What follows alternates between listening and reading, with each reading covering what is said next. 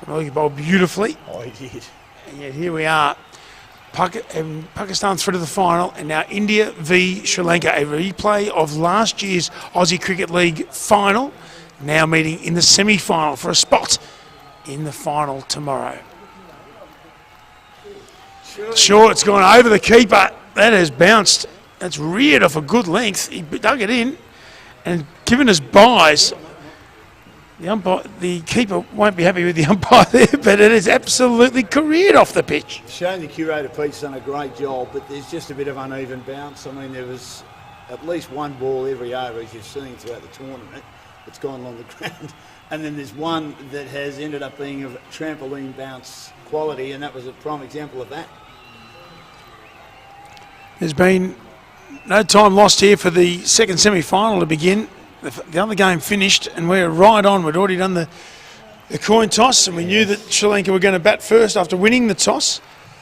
And whilst there's player of the match presentations and interviews happening, clouds coming over, a bit of darkness descending on Casey Fields. We might get another one of those showers, and it just flooded the ground. They did well to mop it up in a short space of time, only losing 2 overs. Well, I brought my submarine in, so I've got a good car spot. Just hoping they can pull the sponsors board just where we can't see any cricket. That would help. Just add to the day, Pete, wouldn't it?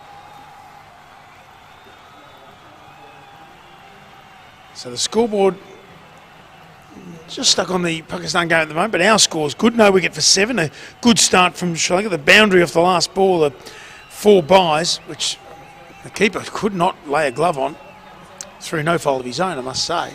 Amal, who missed the second game, has come back in for Chandimal, the only change for Sri Lanka, Pete. Beats the outside edge. Stephen Wigg, who you've been a big fan of. I think he's had a haircut every day. Stephen Wigg, makes sure that he's always looking $1 million when he's out there. He does look sensational. He looks as good as me. Harsarup Singh is the only inclusion in the Indian side, and of course the boy's been playing some good cricket down here in the Dandenong District Cricket Association in Turf 2 for Cranbourne. That's probably the meanest thing you've ever said about someone. Stephen Wigg won't be happy with you. That one's down leg side. The umpire will give it a wide quite correctly. Anything down leg side is a wide. A wonderful little tweak to the rules a few years ago. Take out all interpretation.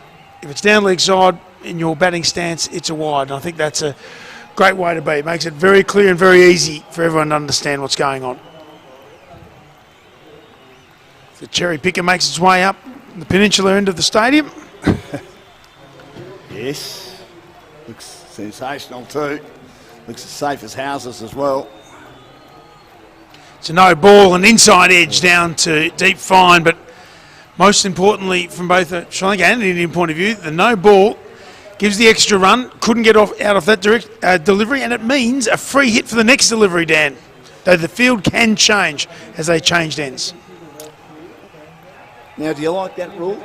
I know it's a change of ends, but do you like the fact they can change Absolutely. the field? Absolutely, because with left-handers and right-handers and so forth, if you want to be strategic about it and keep the same field, you don't have to run. No, it's true. But there's nothing wrong with questioning the rules that are there, the interpretations that are there. I reckon that's a great way of developing the game that we love, is by asking questions. Don't just say because that's how it's done. That should never be the answer. Well, for cricket, for many years, it was very archaic, wasn't it? And they kept the rules in place. Lunch was always at a certain time, whether there'd been play or not, because it was always there at a certain time. They've started changing that, haven't they? That's high in the air. Deep wicket comes in. Can he take the catch? Doesn't go for it. No, he doesn't. That's a surprising he didn't want to just get it nice and quickly in the hands. It wasn't going to be a wicket. But I would have thought if you let it bounce, it takes longer to get the ball in. I know it's a free hit. I do understand how cricket works. I'm having 5 people tell me how free hits work, and yet I was there when the first free hit ever was happening in Big Bash cricket. Where was that? At the MCG. Yeah. I know you can't go out in a free hit. You're still allowed to catch the ball. Of course you are. It's not made of poison. And he's got him! Knocked him over. Don't worry about your free hits. Worry about hitting the ball next time. Well bowled. Full and straight, and that's how you bowl with a new pill India up and about. Stephen Wigg on fire. Well, he's got wickets in every match he's played in, as Suhas has said, Pete. He plays in the American competition, and he's an outstanding player for New Jersey Stallions and doing the job again. And unfortunately for Anil, he misses out. Let's have a look at the replay. He's got a beautiful run up. He's got a beautiful action, a smooth action through the crease. Left armers, I think sometimes when they get it right, they look just sensational. And that is a really well. I know he's got the inside edge onto the pegs, Yeah. but that's beautifully bowled. Absolutely. 1 for 12. That brings Mahela Udawade into the crease now, former international cricketer and the captain. So maybe the strategic let the ball bounce and just throw it in as opposed to catch it and throw it in, let them run a couple, has actually worked. Who would have thought? Maybe everyone was talking about the free hit was right, Dan. Here I was thinking they could keep it to 1. He got him back on strike and knocked him over. Correct. See, for the first time in your life, Pete, you've admitted you're wrong. I didn't say I was wrong. You've been with me 2 years in a row now, and I'm finally starting to have an influence over you. What, being wrong more often? That's a great influence, Dan. That's exactly how we want to be. No, admitting you're wrong. We all make mistakes. Well, bowled once again from Wigg. He's very tight. He bowls stump to stump. I like the attacking of the stumps. Especially got the new ball. You got the field up. You've already seen 1 wicket fall in this over. It's a good start. A little bit surprising they started their 20 overs from this, or 18 overs from this end, meaning the final over, they'll probably be hitting with the wind, but that's a problem for later on, perhaps. 1 for 12.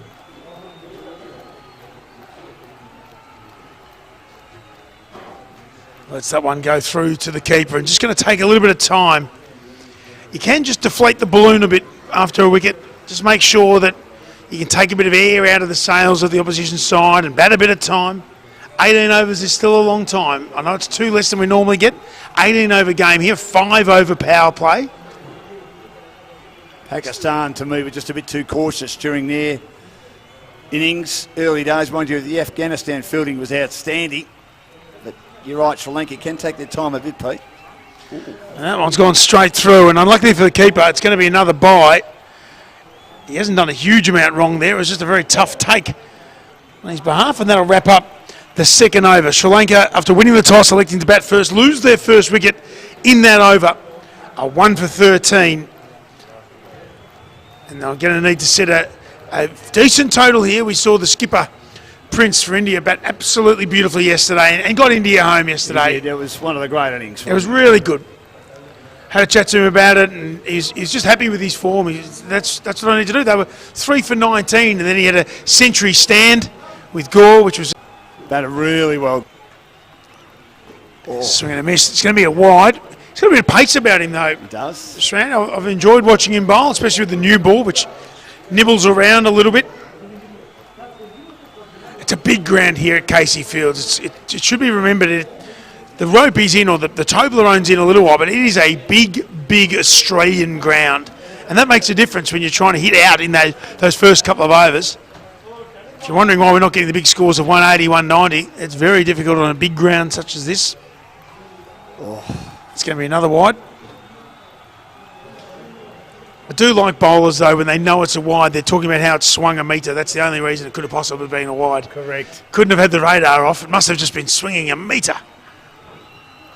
Rye smiles. He walks back to the top of his mark. Obviously, it was outside the blue line, as you've kept telling me all week, but Well, just the I still rules think of you need to allow for the swing. Yes. It's just the rules of cricket, Dan, that we're trying to. Well, I understand that. But if I was Shram, I wouldn't be too disappointed.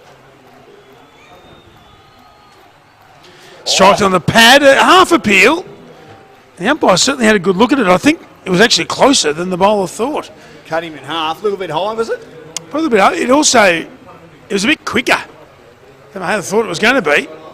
A leg by. We've got alphabet soup down the bottom of the scorecard at the moment. Wide, leg by. 1 for 16 in the third over. That's his first legal delivery, and it was quick.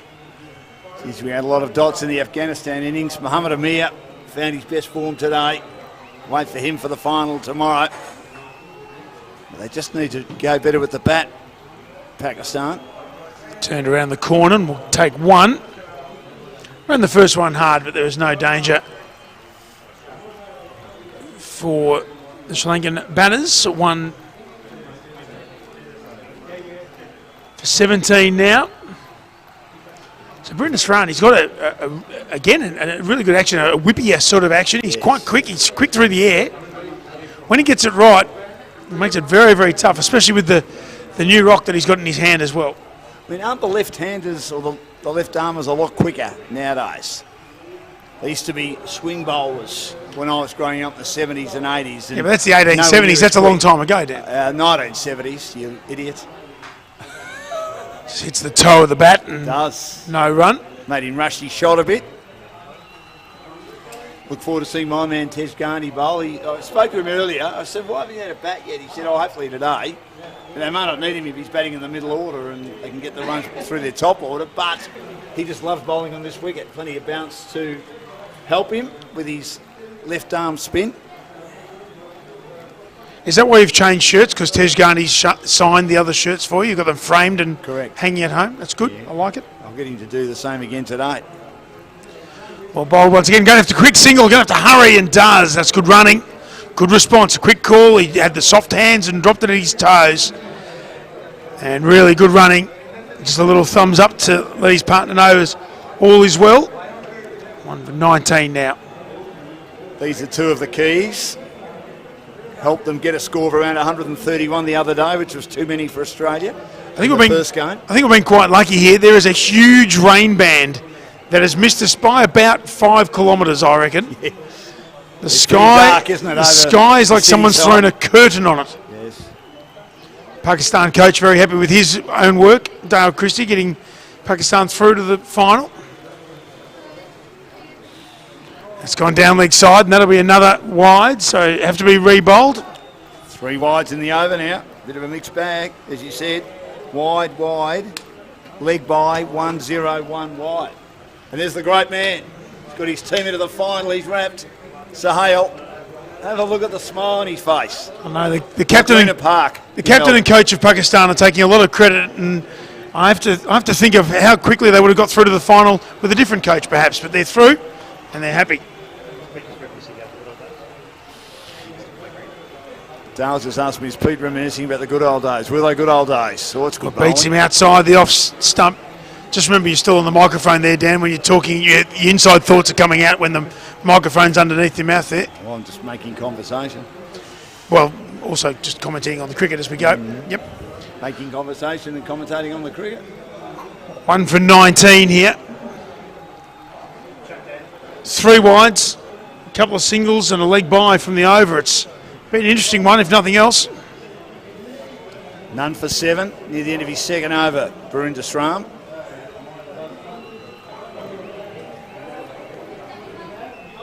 And this one's turned once again off the hip for a single, and that'll complete the third over. So we're 3/5 of the way through the 5 over power play, remembering that we've been reduced here due to the rain earlier on. It's an 18 over game to find out who's going to take on Pakistan in the final of the Aussie Cricket League. Sri Lanka winning the toss, electing to bat first. 5 over power play, 18 over game, and Sri Lanka 1 for 20 after 3 overs. The skipper on 1, Vinu on 3. And earlier today, Pakistan managed to beat Afghanistan. Game was reduced to 18 overs after the start of the Afghanistan innings. Some heavy rain, so play stopped. And Pakistan struggled to get to 7 for 96. Eventually, the target was 90 of 18 overs, and they got bundled out for 68. 21 run win for Pakistan into the final tomorrow. Slower delivery from Wigan. It's picked beautifully. That's a great shot backward, a point for 4. Tried the slower one first up, and he picked it easily. Vinu looking fantastic at the top of the order here, as is Mahela, the skipper. And he smashed that one a little bit for wide 4. too. Just shows the margin for error is so small. And this outfield is lightning quick as well. Anything through the infield, if you've timed it well, is going to be 4. So now he needs to come back.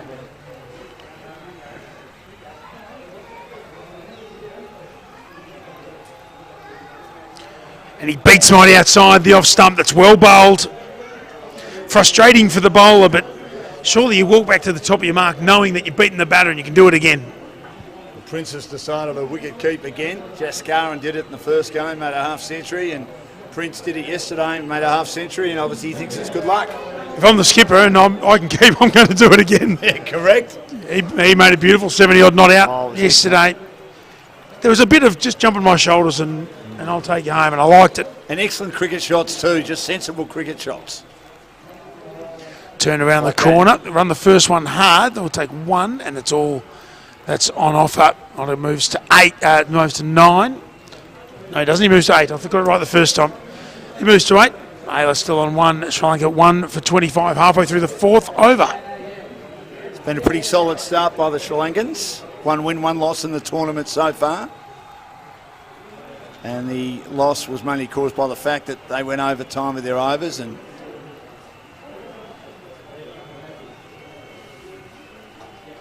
gave Afghanistan some more runs. Turn onto the leg side and good running once again. I like the intent from the Sri Lankan batsmen here. They've come out looking to score from each delivery, turn the strike over. It's good batting.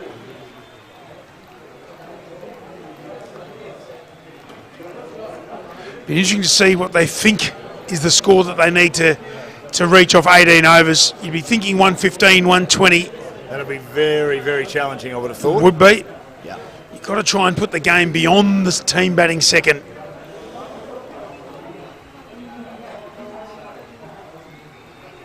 It's down leg side, and that'll have to be re-bowled.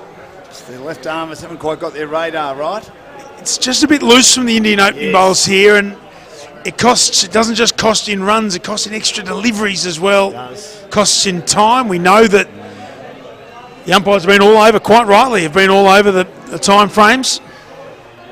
And when you think about it, India's the one who have to bat in the darker conditions later on as the sun goes down.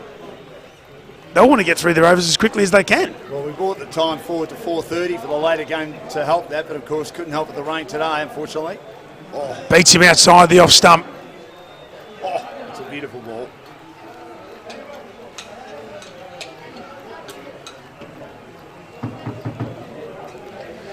One ball remaining in the 4th over. Remembering it's a 5-over power play, 18-over game. Just like winning the toss, batting first here. The reigning champions of the Aussie Cricket League. A replay of last year's final as they come up against each other in the semi-final for a spot against Pakistan tomorrow.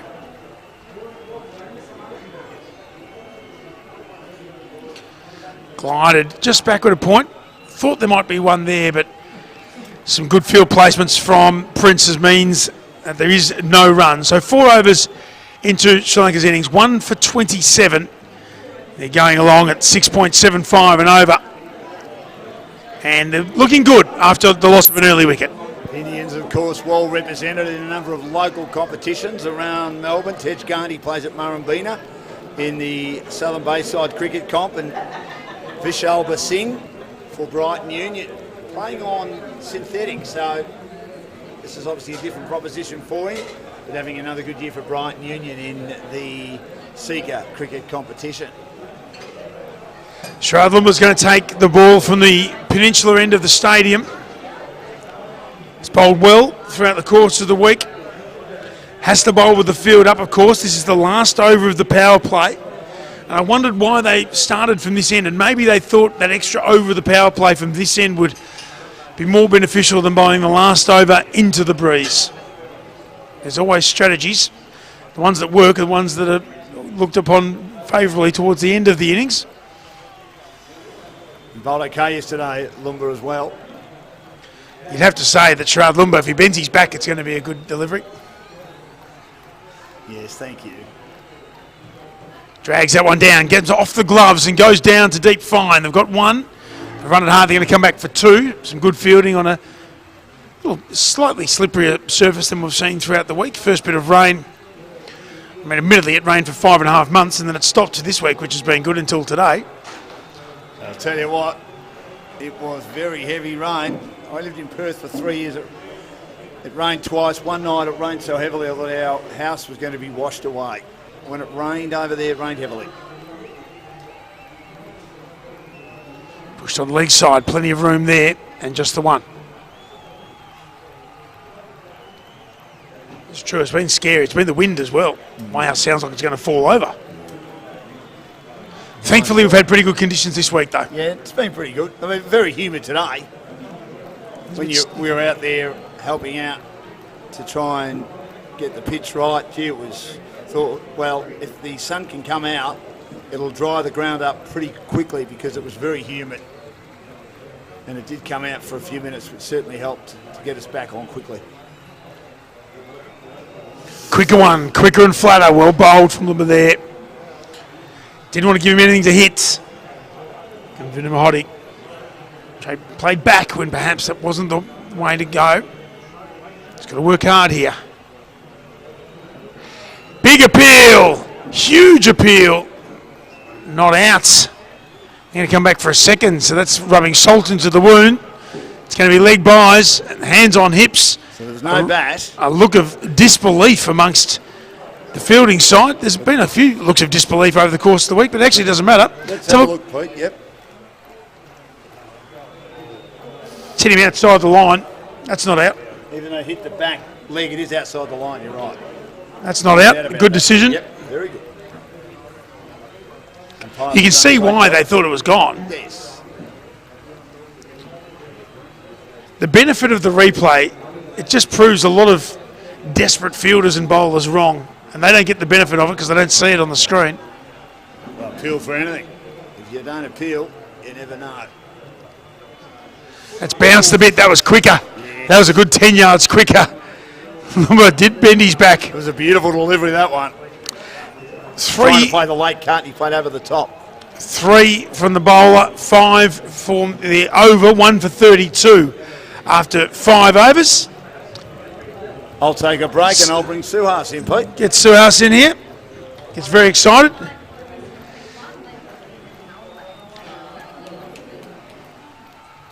That's the end of the power play. 5 over power play in the 18 over game. Sri Lanka 1 for 32. Having a wonderful time in here, and Suhas joins us. The best dressed commentator that you can never see that he's dressed nicely, but yeah, I can see you anyway, Suhas. Would you believe it? I mean, we don't have a Comcam, but still my sartorial choices are told to the world thanks to Pete. I love it. I wouldn't mind knowing if they had a men's shirt like that, but that's okay. That's all right. We are moving towards more androgynous and unisex tournaments. Jad. Wonderful equal place. I like Jad. He bowls well. Gently driven and excellently done by Puru. So was now, the time necessary or was for the television doesn't really matter. It's always necessary. So now you see the fielders push out after the power play's finished. Deep cover point, a long off, a long on, deep backward square. Right. They've gone straight away with 5 out. One more Smashes it. Out one bounce to deep point. Tell you what, the support staff just behind the fielder, they were very apprehensive that ball was going to get through. It wasn't though, clean fielding and just a single. You fielded a lot. I mean, you played a lot, of course, with legends as well. Now, especially when you're posted in the deep and the crowd is coming after you. How do you shut that noise down? Well, you can ask my parents. I've got selective hearing. That's down leg side, and that'll be a wide as well. They've been undisciplined here. Very ill-disciplined bowling, which leads to more time, more runs, less chances to take wickets. If we look at this partnership, off the bat, there's only been 14 off the bat, and yet here we are at 1 for 34. 18 over game, as we said earlier. India have to tighten up here. Absolutely, stick to the line length and bowl it on the corridor of uncertainty. Much better. Much better. And that's the sort of bowling that Jaz's been bowling in the first couple of games. He's not necessarily as quick as the other bowlers, but he's got really good discipline and attacks the stumps, wicket-taking deliveries. Attacks the stumps so that he bowls at a length that sort of takes the crown of the stumps, not bash into the stumps. And can't get in under him either, which is really important, especially on a big ground, because there's lots of gaps out there. That's the flip side of a big ground. Ooh, this one didn't bounce as much. Out of syllabus for the batter. There are some demons to be exorcised on this pitch, Pete. But they talk about Australian grounds being massive and how you can't cover them all, but it does give the batters spots to hit them as well. True, the runs can be converted into twos into threes. 17 extras so far. I heard that it's Australia where the extras was treated as a 12th man in the scorecards. Yeah, Xavier Traz, ex-Traz, that's who it is.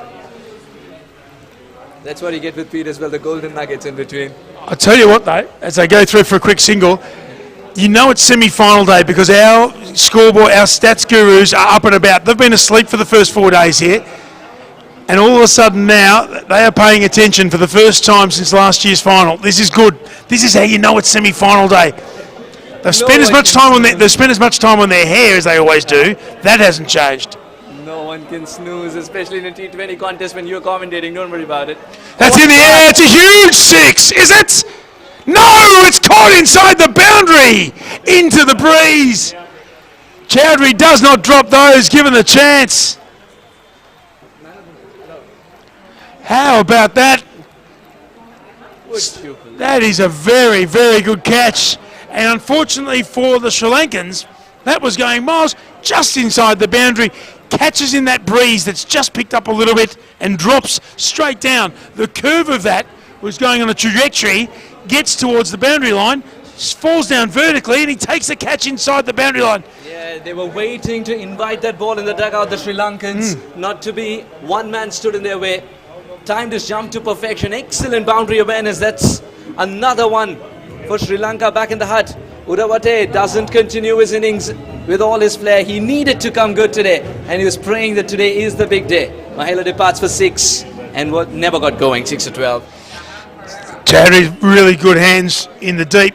That was going. The trajectory there had that landing in the car park. Caught in the breeze, a slight breeze, not as breezy as it has been the last few days, but you saw it fall flat, like it got hit on the side of a wall and came straight down into his mitts. Pete, I'll be honest with you. Now, of course, Sahan Pereira makes his way to the middle with his highest of 30. He can better that today with his strike rate just over 100. I'll be honest with you, Pete, 75% through that shot, I genuinely thought it's going to fly over. Yeah. And then it fell down. It was like it hit an invisible wall of wind. He could be a good mime artist. This is why the push the field is back to go. Okay, we know they're going to go hard in an 18-over contest. You can't afford to waste too many deliveries. It wasn't necessarily the greatest delivery, but a good catch, but Pete, and they'll take the wicket. Cricket on grounds of this kind, especially this one itself, this over, as he gently guides it away for at least a couple. If the ball wins the race, it'll be more. Who gets to win the race? The dive was a little early. Sometimes you need to dive and time the diver. Sharath Lumba doesn't want to look at the fielder anymore. And it's Tej Gandhi, one of the best. You have been very harsh on the fielder here. Was he Usain Bolt? How's he going to catch up with that? When do you want him to dive? No, if he dived any later, he'd be picking it up from your... Being a taskmaster again. Oh, he'd be picking it up from your driver's car, because I know you've got a driver who takes you everywhere. 2 for 39. Chops down late for no run. It's just that consistent loss of wickets that we've seen throughout the course of the week that upsets the momentum of the batting side. This one, turn on the leg side. They're going to get through for the first one quickly. They're going to come back for 2. They do a slight fumble. And they come back for 2. This is why you run the first one hard, don't you? Put the pressure on the fielder coming in. In case there is a fumble, the second's on. This is why we shouldn't pump up any of the fielders, because as soon as we do that, they fumble or drop a catch within the next couple of overs. It happens every time. They're listening to commentary, Pete. I can't pick it. 2 for... I was going to ask you something. Yeah, the chat alive. Well played, but straight to the fielder at point. Do you think that a couple of spells of rain has changed this surface a little bit, or do you think it'll change as the day progresses? Not so much. They talk about the second and third day wicket always being the best to play on, and the most even surface. Off late, we don't know how they look because test matches ended 2. Once. It's ended once. No, back in Pakistan as well. Well, I was watching the test matches between Australia and Pakistan. Yeah. They were ending in the third session of the 5th day. You could tell it was the 15th session of the test match because there were 22 genuinely tired people walking around. But that's the nature of Test cricket. That's okay. That's okay. So some balls still shoot through. I mean, again, it's turf cricket. This is what we want to play. I know a few of these players do play on synthetic during the year, but this is what we want to see. You want to see the variations. You don't want everything just being the same every time. cricket is that game of natural variation. I think it's a great addition to the Beautifully put, sport. actually. Every other ball's been a run scoring opportunities in dispersing the good deliveries in between. Strikes that beautifully down the long on and says 2-2-2 early. And they're going to come back. Sharan's got to get round. He does, being a left-hander. A good throw, but in and good running as well. That's super cricket. Really like it. Sri Lanka looking good here after 7 overs, 2 for 44 after winning the toss, electing to bat first. A reminder, of course, it's an 18-over game to see who's going to play Pakistan in the final after they defeated the previously undefeated Afghanistan in the first game today. Sharath Lumba, he was very frustrated as soon as he realized the second is on, even though the package was delivered at the right address just on top of the stumps. Luckily the umpire didn't need a third umpire. If he did, then the third umpire would have told him, I'm looking at you, not the wicket. I'll tell you what, it doesn't get much better throws from the outfield though. That was a fairly handy ping in from long off. So 7 overs gone, 2 for 44. Thumbs up on the big screen. Some happy campers who are here. And now is where they've realized they're on the big screen indeed. Gently nudged for a single. I love the fact that they're getting the boundaries early on in the over and then ensuring the singles are converted into twos. What do you feel about this approach? I think they can get on top. I mean, that's the way you want to go. Bowlers always want to get in and out of an over. Okay. A couple of dots early, couple of dots at the end, and then you can control the over by getting in and out of the over. If you go for runs early, you're sort of chasing your tail. Although I did say about the Pakistan opening bowler, Mohammad Amir, got hit for a boundary off the first ball a couple of games ago. First ball of an over. Gee, the next 5 balls are a fair bit quicker than the first one. That was not clever batting, that. Jatin, the judge got to constantly adjust to the righty-lefty combination. I did say if I was facing Mohammad Amir, there's no way I would try and hit the first ball of the over or the second ball for 4. Don't give him a reason to care. I want him to just go through the motions and bowl medium pace, and then the last ball, then I'll have a go because I go, okay, Yeah. I've survived 5. I'm going to have. I mean, I wouldn't have survived the first 5. That's probably fair. And now that you've told it in front of him, he's going to give you a reason to wear the chest pad once again. And hasn't quite got, well, any of that, but we'll take 1. That was as baseball as it gets. That's 15 love. That's tennis right there. I like how you say I need the chest pad facing him. I'm not stupid enough to face him. Why do you think I'm standing here and not out there wearing an Australian top? The mic looks good on you. The mic looks good with you. So 2 wickets lost early. 2 for 47 here, halfway through the 8th over. Jack continues, the wicket taker. That one's hit high up on the bat, but they'll scamper through for 1. Tony picks up and feigns a throw at the non-striker's end. Was never going to throw it. It's one of those balls which the bowlers in the side feel happy about, and the batters are thinking we need to bat in this one. Oh, absolutely. And that's when you know it's a good cricket contest. Right. The natural variations, as you mentioned. If we knew what was going to happen, it wouldn't be as good a game. That one keeps a little bit low, and all of a sudden the batters are not so keen to get out there. What an over this has been. We've talked so many times about the demons that have to be exorcised on the surface, but I think after a couple of spells as well, it's holding really well. By far the best batting track we saw was yesterday. Yep. And we saw the best scores. We saw that, and that was the 3rd day wicket. That was that. So hopefully tomorrow that means that it'll produce a cracker for the final.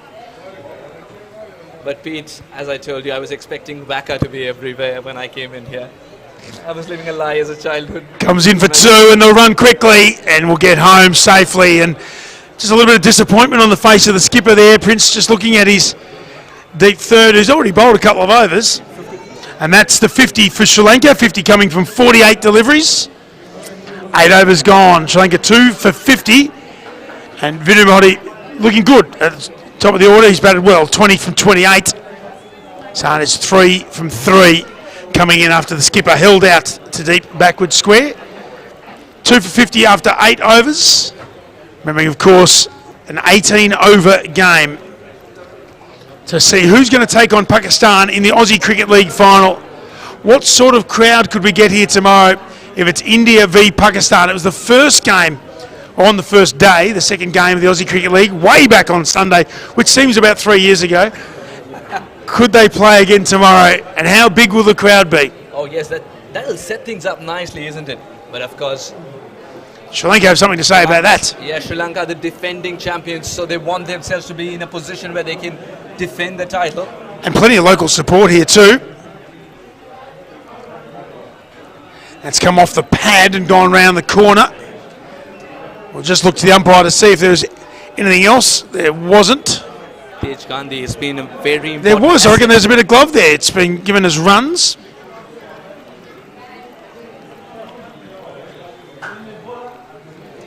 Two for 51. Tej Gandhi, of course, Dan Lonigan's favourite player in the history of the game of cricket.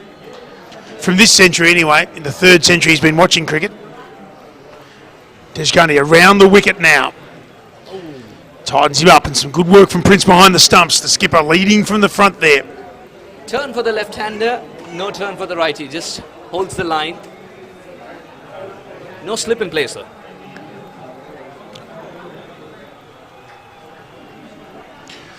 Well, it won't surprise you to know as it's struck out to deep point. There's cover down there on the boundary. That it was spinners who came up with natural variation as a terminology. Because if some didn't turn, it was never the bowler's fault. Oh no, it's natural variation. I meant that. The straight spinners. Straight spinners. No.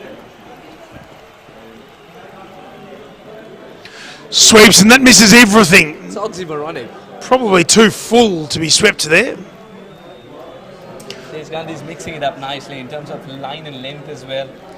And what is his pace? I think he varies his pace well too. Yeah, and he's a good bowler. You see that? That was a lot slower. Put the parachute on that one and only just got through. That actually reminds me of the Pakistan coach Dale Christie bowling. Very, very slow medium. Did the keeper stand up? The keeper actually, he was so slow, the keeper actually stood in front of the batter. That's how slow he was. He's the only bowler I've ever seen sledge the pitch and get a warning from the umpire, not for sledging the opposition, he was sledging the pitch. He's an angry redhead. He's an angry redhead with problems, but I have seen this. Sledging the pitch is a he was sledging the pitch. He was standing there yelling at the wicket like it was the wicket's fault that he bowled slow medium and was getting smashed everywhere. It was quite remarkable. And now he's a coach, and an esteemed coach. He actually does a good job. I mean, he's not even the best cricketer in his family, but I mean, he's probably the 3rd best after his dad and his brother, it must be said. But he's doing a good job with the Pakistan outfit at the moment. They're through to the final, so he's obviously doing something right. Recruiting good players is probably the first part of that. Sri Lanka, 2 for 53, halfway through. So with a couple of set batsmen now, Mahoney's been very good. What sort of score do they look at? I know it's fraught with danger trying to pick a score, but what sort of score do you think? Glided down to deep 3rd for 1. Well, with 8 wickets in hand and the fact that they bat so deep that anybody who calls himself a tail-ender is taking offence, I am looking at least 70 runs added from here in the last 10. I think it's a good shout, but it's hard to get that. It's hard to get 70 off 9 and go at 7 and 8 and over. We haven't seen that often throughout this tournament. Yeah, Sri Lanka would be safe with 70. Excellent delivery. Jatinder Jat is fulfilling his dreams of being a good off-spinner that he wanted to. But we haven't seen a lot of the 8, 9, 10 and over brackets of overs. We've seen it one off. Yeah. There's been the occasional over. We haven't seen back-to-back overs, big overs. So you think if they reach 100 have to get to 100. Leave out of Pakistan's book, they can defend it? Oh. Well, that one's gone straight through him, and that's probably 2 in a row. There's a wry smile from the batter, and they smile until all of a sudden they realise they've actually got to face this. They've got to keep batting. Spent a lot of time in the middle there, Vinu. Vinay Mahodi, 21 from 33. He's faced majority of the balls. Huge. Well, he has 33 of the 57 been delivered. So he's got to make something of it. And he's gone, is he? The ball, yes, he does. He gets the slow finger. They all knew it was gone. The edge through to the keeper. We said he had to make the most of it. He hasn't. He's chewed up 34 deliveries. And once again, Jatinder has been really good with the ball. Probably one of the more consistent bowlers we've seen this week. Hits that line, hits the string, as they say, and finds the outside edge. And how's the slow Rudy Kurtzen type kill from the umpire? Yeah, the persistence pays off for Jatinder Jat. Again, the natural variation perhaps of that pitch. A little bit of a trampoline moment. Extra bounce, wasn't ready for it there, you know. Look for the sympathetic look to the umpire, and the umpire's just nodding, going, you know full well, you are out. That wasn't a fine edge. The fact that Prince took it almost in front of first slip suggests that we know he hit it. So we're 9.4 overs in. What's surprising for 3 me, for Pete, 54. What's surprising for me, Pete, is that he wasn't playing an attacking shot. He just got done in by the lack of pace and the extra bounce. Could the previous couple of deliveries had something to do with that? Going down underneath, a bit of a gazunda going through him as well. Does it enter the batting frame? Another term added to my lexicon. Come back to us with those words. We're from India, so we're learning. What's the word? Gazenda. A gazunda. Gazanda. Gazunda is when it rolls along the ground, it goes under your bat. What about a zoota? What? That's different? That was a made-up delivery from Shane Warne. Yeah. Made it up to get in the batter's heads. It wasn't actually a thing. Hit on the pad, struck on the pad. The umpire walks away and says no. Prince can't believe it. The skipper, it's a leg by. Whenever the batter is hit on the leg stump line and the umpire walks the other way, you know he's not going to give it. Trying to explain it to him. Quite simply, an umpire can turn around and say, when they say, why was that not out? He goes, because I gave it not out. It's the best response an umpire can give. They're a little bit more chatting now than they used to be, I must say. It's one of the finest umpires out there, Sahan. So that's the end of the 10th over. We are 10 overs into an 18-over game. Sri Lanka winning the toss, electing to bat first. Have lost another wicket to Jatinda in that over. 3 for 56. So give us your state of play as it stands, and Dan Lottigan will come in to join you. Welcome, Dan. Thank you, Suhas. 7 wickets in hand, 8 overs to go. Your thoughts on the game, first up? Well, yeah, look, it's evenly poised, isn't it? I think that wicket was a very good one, but I'm not sure that Mahoti was going quick enough. And they just need to probably show a bit more urgency. It's not as slow as Pakistan, and they're really worried about their batting, speaking to a few of their officials and coaches and players behind me, and they're bowling really well. But I still think we need more urgency with 8 overs to go from the Sri Lankans. And here's Tej Gandhi again, short, chopped away, and they'll get a run. The return's not bad, and there's backup. But it's a direct hit, and direct hits are trickier. Oh, it's a direct hit, absolutely, and they've gone for a third umpire. Yeah, decision pending. All eyes on the big screen, all eyes on the rock and roll button. I thought it just missed the stumps, but obviously it's flicked the bails on the way through. Another great return. Let's have a look. We need to see the replay. The third umpire right next to us.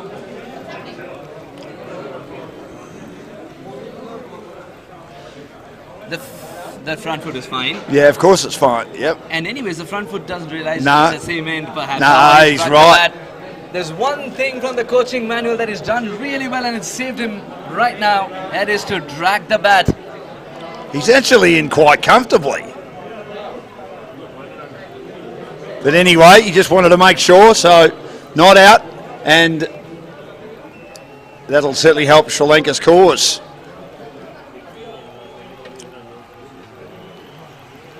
So Tej Gandhi with the figures of none for 4, yet to get a wicket in the tournament, none for 7 in the first match, none for 7 in the second match, 18 dots yesterday, an outstanding performance, just hit the mark. When a left-arm orthodox comes on, Dan, I'll get to you in just a moment. Another very good delivery. Has he played on? He's He played on, Mappa Rilla just played on. Looking to pull that on the onside. It was again a slower delivery. It might have bamboozled him. It's taken the base of the bat. It's a very hard dismissal to explain, but he's chopped that on, and that is an unbelievable wicket for India. The first one for the tournament for Tej Gandhi, but he just continues to dominate the batters. The coach is not going to be a happy man when he gets to the pavilion. He's got some answering to do. Poor shot selection, slow delivery, wants to go cross-batted. And the underage has done the trick. 5 for 57 now in the 11th over. So slow a delivery. Mappa departs without troubling the scorers. It was so slow a delivery that in his swivel he could see the ball hitting the stumps that very moment. That is great skill for a left-arm slow bowler to bowl a left-arm slow ball. Rose Janoda comes to the mid with a strike rate of 100. Yeah. Janoda, they need him to go over the top a couple of times. What do you make of that release point? He changed it for this ball. He did. Oh, he's a very clever bowler. I said a little bit earlier that I caught up with him. I said, "You're going to bat today?" He said, "Well, hopefully not, but if we lose wickets, probably." And I said, "Why are you bowling so well?" He said, "Oh, the wicket's helping me with the bounce, the uneven bounce. As this is pushed away into the offside, he thinks about a run, Janota, but he's sent back. So all of a sudden, they've got themselves under the pump." Two new batters in the middle. Correct. And that's what India wanted. Now he's giving himself room. He is. But he's missed it He completely. exposed the stumps, but he luckily had the back foot anchored, and Prince, big smile on his face. He's happy because all he's doing is bowling over off stump again, keeping it low and flat. Tej Gandhi. Tej Gandhi is completing an over Oh. quicker before you could say Jack Robinson. And how quickly he's back on top of his mark. Who's Jack Robinson? That's an English saying. That's an English saying. One run from the over. He figures 1 for 4. Outstanding bowling again by Tej Gandhi. Gives us a bit more air. It's flicked through the onside, but not flicked as much as I thought he was originally. They might get an overthrow. They will, as Prince had to do the work because all the fielders were deep on the onside. His underarm throw ends up being an overthrow. Gandhi wasn't there to back up at the stumps. So a little bit untidy. 3 runs from the over. It's probably his most expensive over for the whole tournament. That's telling you something. 1 for 6 from 2. 4 for 59. Sri Lanka got ahead of myself. I thought they were 5 for 59, but 4 for 59 after 11 overs. Janota is on 2 and Pereira on 8. And these two need to build with 7 overs remaining. Projected score of a 96. They're inching towards a 100 mark. They want at least 120. Oh, couldn't see them getting 120 from here. It's just hard to score, especially with Tej Gandhi. I know I keep going on about him, but he just bowls it in the right spot every single delivery. Doesn't allow the batter to get underneath it.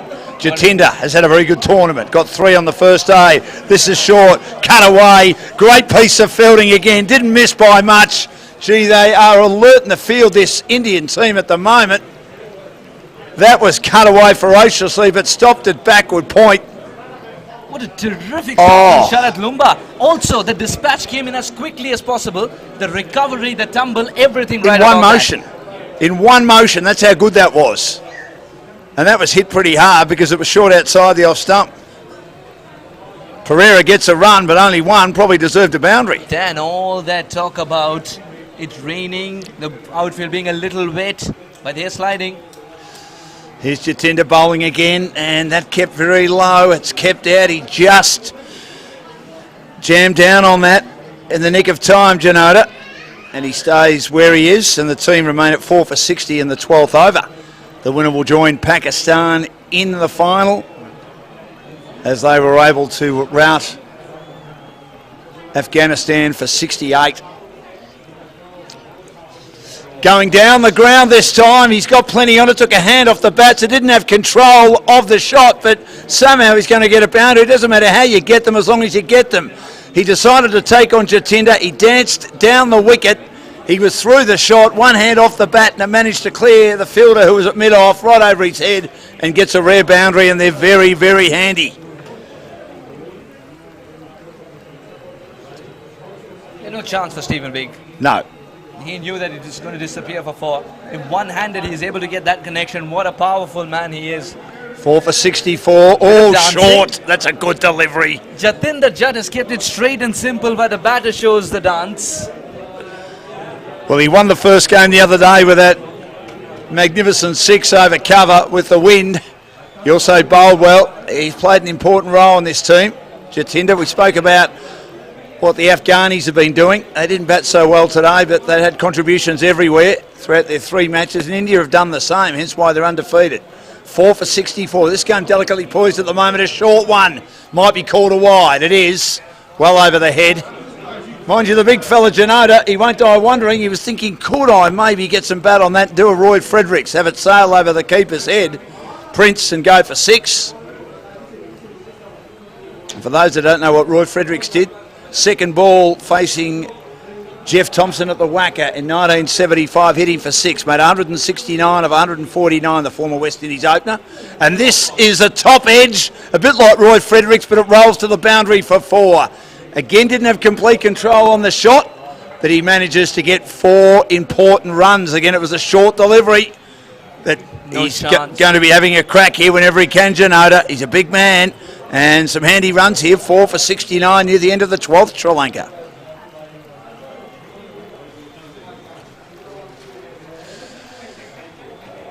It's a very expensive over indeed. It the is. Final over of Jatinder Judd. Last ball coming up so far.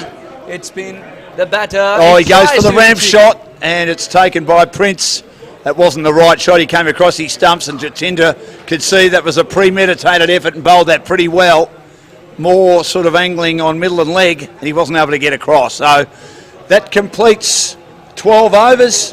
Suhas is going to take a rest. Darren Parkin's going to come back in, and Pereira is on 9, Janota is on 10, 4 for 69, 6 overs left, and Parko, as you do rejoin us, the game, I reckon, is delicately poised with 6 overs remaining. Yeah, definitely. We've obviously saw runs were tricky in the first game where Pakistan put a low score up, tail wagged a little bit, then they were able to defend it. These two sides have been, I guess, better with the bat overall. Here's Gandhi bowling again. This is swept. The Sri Lankans are playing him a little bit better. They know the spin as well. In that Australia match that they won, the first match, Sri Lanka, it was about here that they started to get onto a bit of a flurry, last 4 or 5 overs. Yeah. And they set up a winning score. And they've got enough wickets in hand too, haven't they? Yep. So nice sweep shot by Pereira. Brings Janota on strike, gives himself room. He plays across the line. It was a delivery not there to open up his shoulders and try and whack it through the offside. He realised as the ball was started in quickly that he'd given himself room, that he had to check his shot and drag it across the line along the ground, which he managed to do okay in the end. All the runs count, 4 for 71. Might have to change his nickname to Joel, like Joel Garner. There was a saying, no one hits Joel, no one hits this guy. No, Tej Gandhi again. This is in the air, the sweep will land safely. Jeff Boycott told the story that when Joel Garner rocked up at his county club, he went up to one of the other West Indians and said, where do I score off Joel? And he goes, you don't, mate, you don't. And he goes, well, what about Viv in the nets? He goes, no, he doesn't hit him either. You just don't hit him. So you don't hit Gandhi. No, Gandhi's the same, although on this occasion he does hit him. He's got plenty of that. The inside out drive. Has it carried the journey? It has.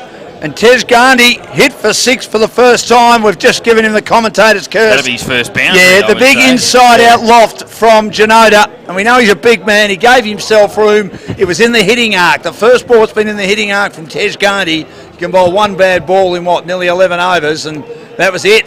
Saw a little bit of lightning in the distance. Hopefully no rain coming. But Sri Lanka, the defending champs, making a little bit of a move in this game. 4 for 78. Gandhi bowls again. Janota goes down the ground again, but he should be caught this time. Jatinder takes it comfortably.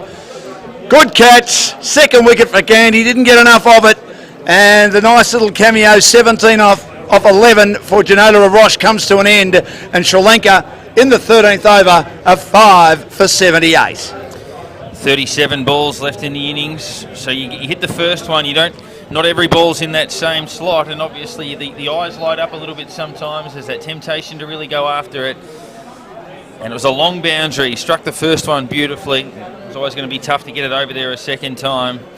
That's an important wicket for India. That might be the difference. That partnership of this innings going another 15 runs beyond the 109 projected score. Well, I'm a bit surprised Kure, who batted in the top of the order in the first 2 games. He's played a couple of matches for Footscray in the Premier Comp. Bowled some pretty tidy overs too at reasonable pace in the second match on Monday. Remembering they haven't played since Monday, the Sri Lankans. Might have been a bit rusty early, but Malith Kure comes in and he's averaging 29.5. Yeah. Strike rate 120, nothing wrong with that. Very good. They do that from here. That becomes more important in T20 cricket than the average, doesn't it? It does, yeah. So Gandhi with the figures of 2 for 15. 1 ball remaining in his third over. And Kure getting ready to face him at 5 for 78. 31 balls left in the innings. Gandhi in again, bowls a flatter one, pushed down along the onside. Didn't give him any room to swing the arms. And he plays it with respect back up to the bowler. So Gandhi has 2 for 15. Sri Lanka are 5 for 78 after 13 overs. And Darren Parkin will give us some ball by ball for the remaining few overs. So it's 2 for 15 off 3. Of course, 3 bowlers can bowl 4, 2 can bowl 3. Obviously, you can use as many bowlers as you like, but only 3 can bowl a maximum 4. So we are going to see another switch at the other end for India. So the scoring rate at the moment is exactly a run a ball, 78 off 13 overs. We just saw a spectacular piece of fielding by Sharad Lumba in the previous over. One motion, he's just stopped a certain boundary. And now he's back in the attack. Yeah. Yep. Wearing the elbow sort of bandage or warmer there as that swept beautifully around the corner. Got it nice and fine. He did. And a very important boundary. Just picked up pace. It shows that outfield's not exactly slow. Didn't bowl to his field. Chaudhary is probably their best outfielder. Took an excellent catch before in front of the marquees for the two teams near the change rooms.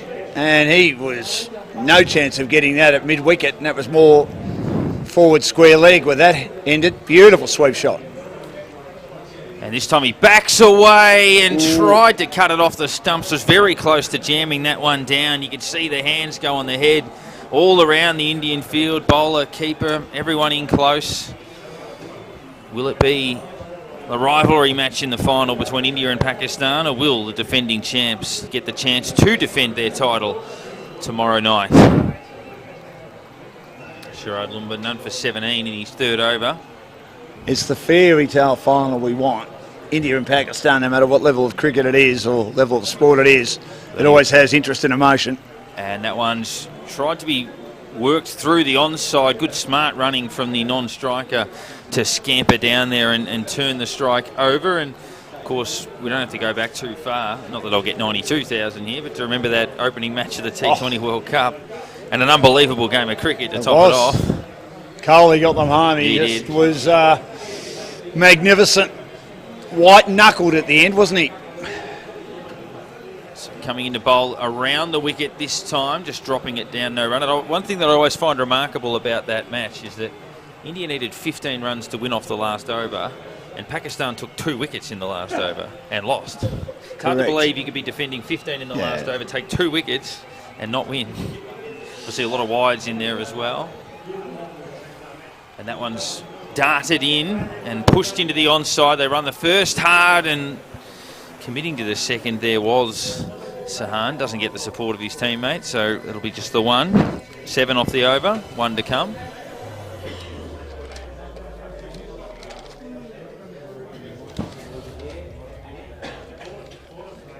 Getting gloomy over beyond the trees.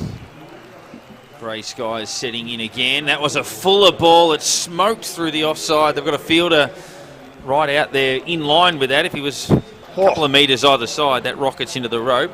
That was travelling. Over ends, 8 runs from it, 5 for 86. I'll take a break, and Pete Laser will come in for the last 4 overs of the innings. So we're here for Oswood Timber and Hardware in partnership with Gainride Accountant, and of course powered by the crew at Exclusive Migration. You'll see Harry's face on the billboards around the grounds. Around the grounds, the Monash Freeway. Yeah, that's right. So they're just above a runner ball now, so the projected score would be about 111, 112. Hard to tell whether that will be enough and whether there'll be further equations needed. Are we going to have more rain? Let's hope not. Radar looks all right, although that doesn't always mean everything around here. No. It's got its own weather system, I think, Casey Fields. It does. This whole area is a bit of a rain belt. The sky, there is some lightning off in the distance, but it's a fair way away. And a big hello to all those in the cherry pickers to give us our wonderful shots through the cameras. Absolutely. Hope you're feeling good and safe.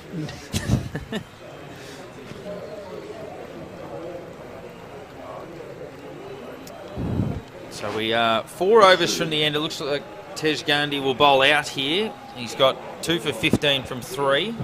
So 3 bowlers can bowl their full complement of 4. So again, another strategic decision, from the skipper, Prince. So the left armour bowling around the wickets, and he beats the bat and almost hits the pegs. He just changes his pace really well, doesn't he? Yeah, when he just slows it up and then the quicker one comes in, he can get a bit of bounce if he wants as well. He's a good bowler. Hard to hit. Absolutely. And that one's turned into the onside for a single, as I was saying to Dan before. I was listening to the story from Jeff Boycott during the summer about that. I'd find that really amusing, where they get this new import against him in Joel Garner, and he just goes up to another West Indian and he's like, oh, where do I score? What are the scoring areas? He's like, no, there aren't any. And he goes, how do I hit him? He goes, you just don't worry about it. It's not like you could wait for the bloke down the other end when No, you throw the right. West Indies either. Did I hear that Tej plays on synthetic? Yeah, yep. Absolutely. Now he's on the turf, which is going to provide a little bit more, and this time into the left-hander who tries to cut, and again he just finds a way to deceive. No run. If I was in charge of a turf cricket club, I'd be taking a very close look at Tej Gandhi. Definitely. And that's swept square of the wicket. Lovely shot, but there's a fielder in the deep. Hit that beautifully, but picked him out. Gets a single. And that's part of this tournament as well. It's certainly why players are playing during their holiday period, if you like, after the other competitions have wrapped for this calendar year. Is it you think, if I impress here, there's a lot of people watching this. Yeah. And the amazing thing is, He should be playing on turf. Tej Gandhi should be bowling on turf cricket. He's good. without question. The left armour continues again. That's also turned square. They'll get a quick single, and that's the great part about this tournament, as you say. You've got young players that are trying to get there. They can come in here and sit down next to Cameron Akmal, who played 53 tests, and have dinner next to him, and you're playing in the same competition with these guys. It teaches you a bit. And that's no disrespect to synthetic Absolutely. competitions, but if you're going to go up in the ranks, that's the cricket you need to be playing. So switching to over the wicket this time in the reverse sweep. So switching from a right-hander to a left-hander, and it's a single. So 4 off that over, and we're 5 for 90 with 3 overs to go. Can Sri Lanka get 25 off those 3 and give themselves 115? Sam Pereira's probably the key here, isn't he? Yep. He's looked good. He's got all the shots. He plays 360 degrees around the wicket. He's gone for a run of ball 19, so we're not going to see those overs of 18 and 20 that sometimes you see in the hard, fast wickets and the small grounds. The ground's massive here. It's a huge ground here at Casey Field. I know the boundary's in a little bit, but it's a big ground. So it's a lot of twos. It's hitting that bad ball for 4. So maybe they can get 25 or 30. If they get 30, and somehow it gets 120, you'd reckon that's enough from what we've seen this week. Probably. That's probably enough. There's Harry on screen there. The face of the Monash Freeway billboards right here. Harry Singh. Trusted face. Exclusive migration zone. So all the equations, we've got Tej Gandhi right in front of us here, who's fielding in the deep. His day is done with the ball at least. He might still impact with the bat potentially. Hasn't done a huge amount with the bat this year. He was good last year, but they've had a strong-ish top order. They filled a 3 for 19 yesterday. We thought they were in trouble before Prince and Gore put together a century partnership. The first and only so far that we've seen. Barinder Strand back into the attack. He can potentially bowl 2 of the last 3. That one's driven very well through the covers. They run the first hard and they get the benefit of a misfield, which will give them an additional 3. So we thought, are they going to run on the misfield and get a second? They'll get a boundary instead. Australian bowled a little bit both sides of the wicket, and there's too much room there. Really well played, though. Pereira hit it very hard, and that's just simply gone right through the fielder. Left the gate open. And now he faces the inglory of being actually dragged. So he's actually been moved from the deep to the other side and swapped. That's you don't see that very often. A walk of shame. Yeah, there could be someone just following him through the town hall with a bell.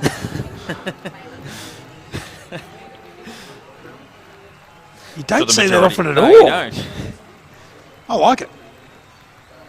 And that's a fuller ball, which has turned around the corner. They'll just get the single, and as we said, Tej Gandhi's still in the game. That's one of the least disguised slower balls I think I've ever seen. He actually slowed down as he ran up to the wicket, and it came out the back of the hand. It'd be like those penalty takers in the World Cup that are sometimes too obvious. It's like he's always going to go this way. Slow ball works, but it's got to work when the perception is it's going to be the same as every other ball. When you know it's going to be a slow ball, you can actually set up for that. Did you catch the Big Bash last night? Will Sutherland's first ball that went for 6. I saw an amusing... the one on the roof? The one on the roof. I saw an amusing comment about that in a moment. Stages of the 16th over, and that was a wide down the leg side. Someone said that Will Sutherland hit that so high that it actually intercepted Harry Kane's penalty in the air as it's still flying over, which hasn't landed yet.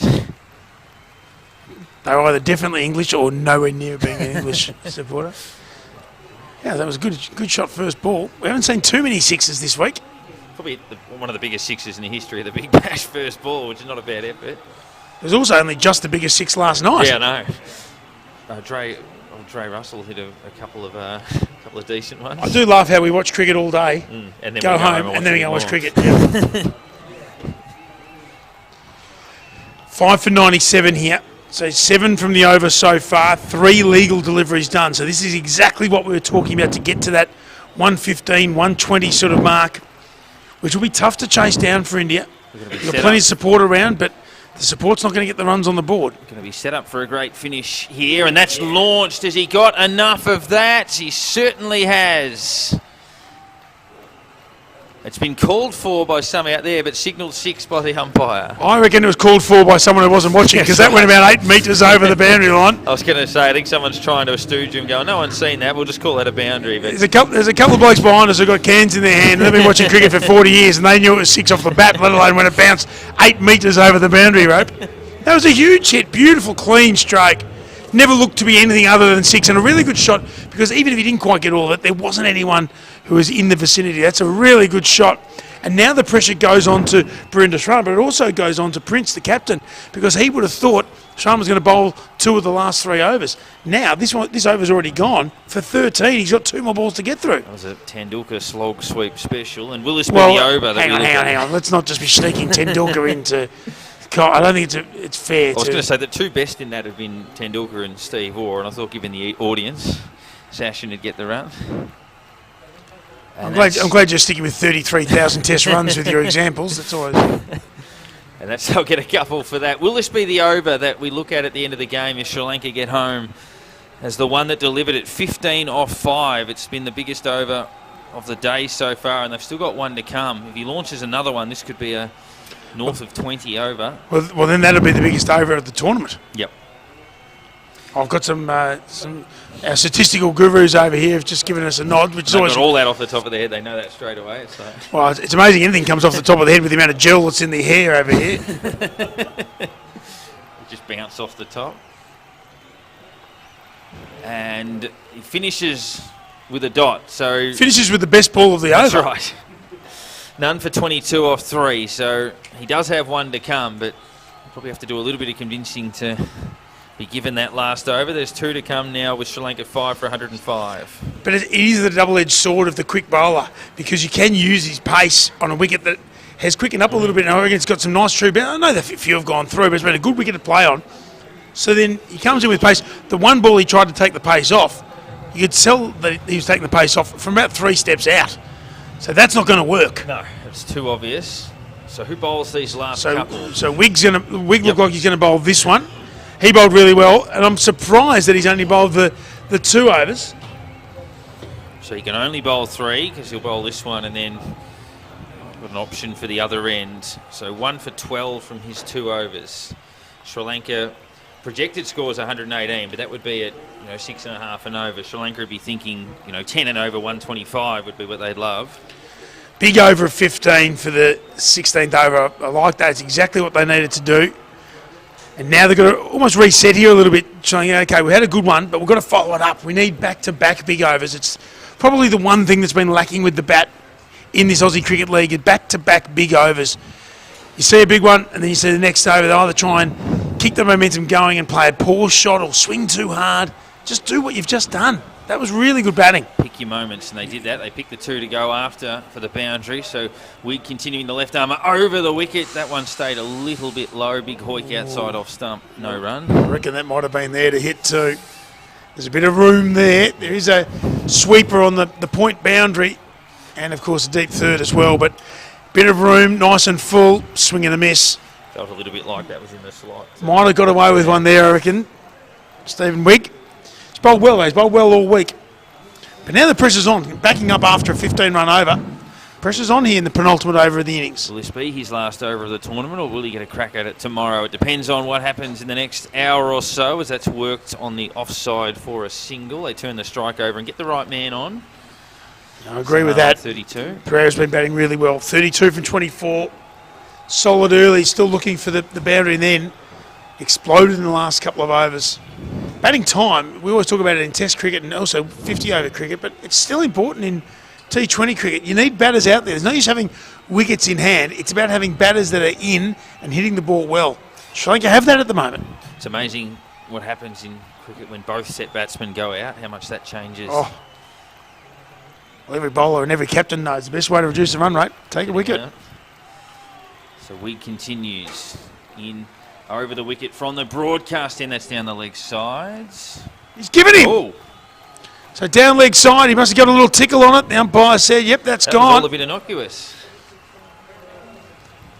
For some reason, I was also looking at the umpire, and the finger went straight up, and I think also both keeper and bowler knew that was gone as well. The batter certainly didn't hesitate. He was off as well. So good innings comes to an end there for Pereira, 32 from 25 deliveries, 2 4s and a 6, but he's gone, and he's gone at a crucial stage because there's 9 balls of this innings to go, and that's a crucial wicket. We look at the replay. He Bit was lucky. the one. Yeah, he was the one that was doing the scoring. We thought perhaps that he'd missed this, and it was a wide down the leg side. Didn't get a lot of it. He knew he hit it. Yeah, he did. Another good decision from the umpires. Just a fine glance on the way through. So they've got one batsman who's been there for a little while. He's had a bit of a look over 9 deliveries. He hasn't got going, but he has to now. New batter on strike. Solomons will have to tee off right from the word go. 9 balls left in the innings, 6 for 106. This has been exactly as you said, Pete, the fight back over. 15 off the previous, just 1 off this over, off 3 deliveries. Hasn't had a lot of batting time. And he hasn't got a lot of batting time here, but he can certainly get off strike, turn it over. Continuing in again, and that's exactly the job. Just played it with soft hands down into the ground and gets 1.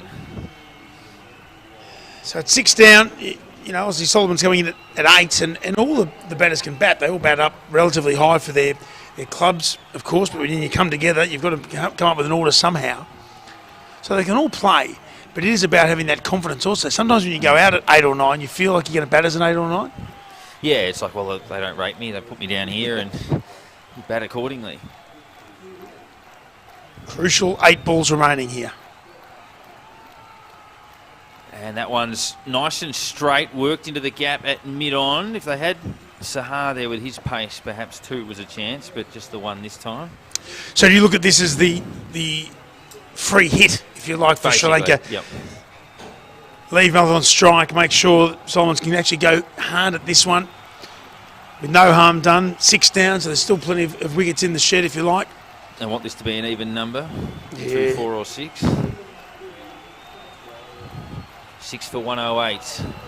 Last ball of the penultimate over. He's launched that, and they're going to get the top number 6. And it's caught brilliantly by one of the non-selected Indian players down in the dugout. What a shot. That is a huge hit. That never looked to be anything other than 6. The 6s we've seen today have gone absolutely miles. A clean hitting. How's this for your second ball you're facing? Yeah, it might have been in the slot, but he has swung hard, and that's gone miles. It's a good take down there too. That's a very good take. Nothing like taking a useless hanger when That's you're right. 5 metres behind the boundary, but a really good shot. He doesn't even win the grand or whatever you get in domestic cricket for taking one as a spectator. 3 off 5. He had 1 for 3 off 5 deliveries. All of a sudden the over ends up as 9. They get 24 from the last 2 overs with 1 over to go. This has changed the game, and it'll actually change the way that India have to chase as well. So the current run rate 6.71. They creep that up close to 7. It's going to take some chasing. Even if this were a maiden over, it's going to take some chasing for India from here. Fascinating finish, just what you want between probably you'd say the tournament favourites coming in India and the tournament title holders in Sri Lanka. That's what you'd want in this contest. Brindisran does get the last over despite the expensive previous one. Digs that one in. That's gone straight up in the air. Who wants it? Is anyone going to get there? They're coming in from all angles. Oh, good and catch. the catch is eventually held. looked for a while like that might have landed safely, but they got there. That's a really good catch from Goney. It went a long, long way in the air from Goney. Ran in and really demanded it. Probably the elder statesman of the three that were running after it, but certainly commanded that area and made sure that everyone knew he was going to take that catch. And you always want to know, there's a couple of schools of thought, but in that situation, it's the same in any sport. You want the player running at the ball, not the player running back with the fly. Absolutely, that's true. And that's that little bit of experience too, isn't it? Yep. Some say you've got to protect the guy running back at you, but you'd rather just call him out and say, Nah. I've got a clear view of this. It's so much easier taking the ball coming towards you. Everyone knows that. Over the shoulder's really hard. Because you're going to get it, you're going to see it late.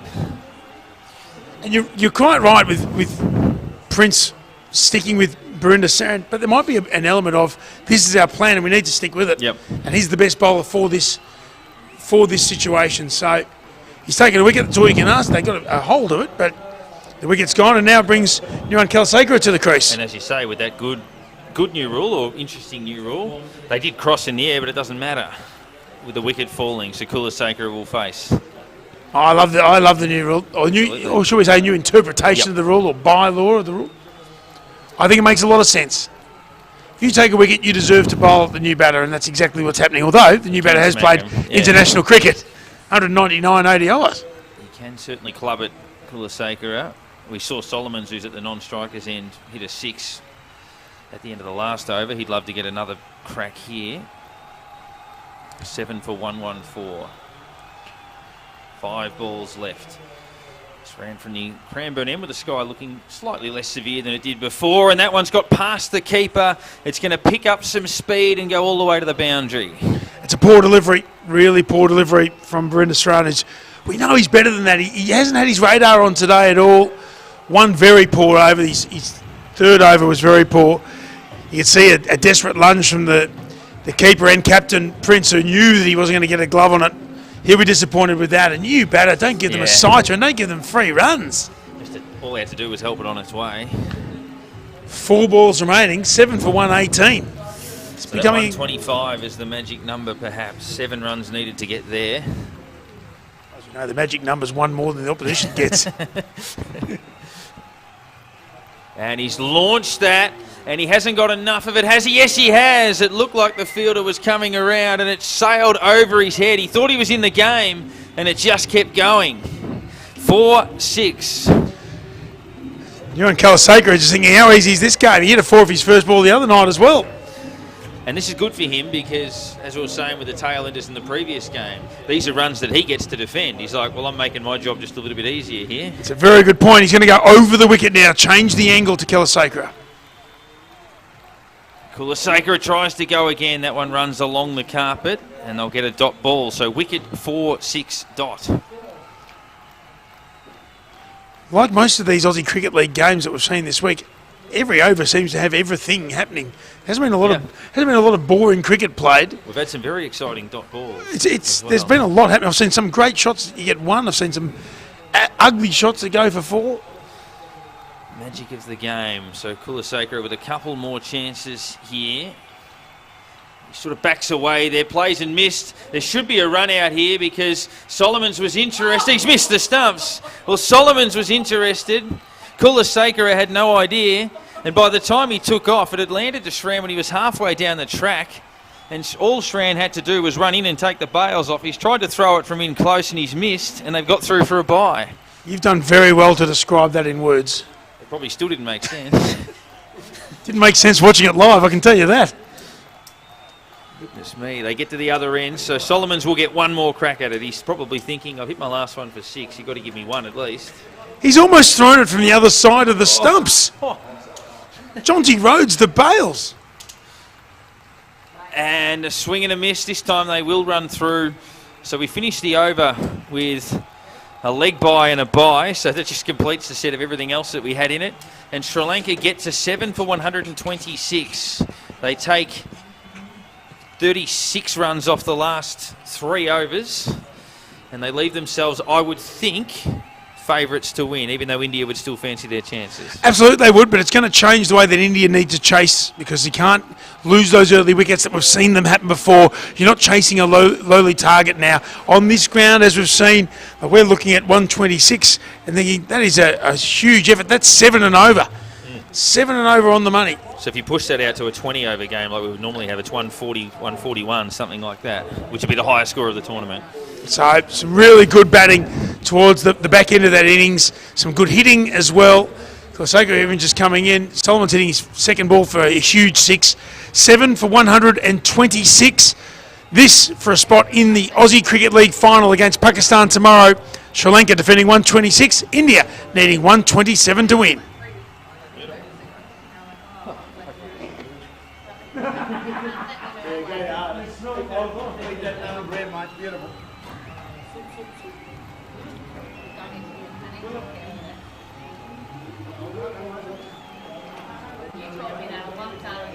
We'll kick it off, mate. 7 for 126. Have they got enough? Starting?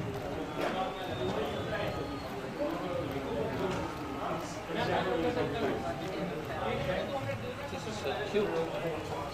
That yellow one has I like it. Get on it. Beautifully done, mate. Perfect. Good umpire.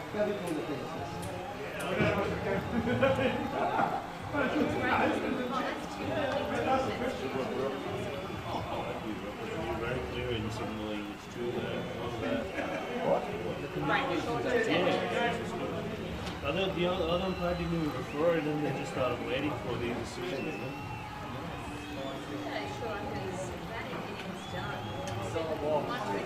Second year target was 127 to be able to make their way through to the final.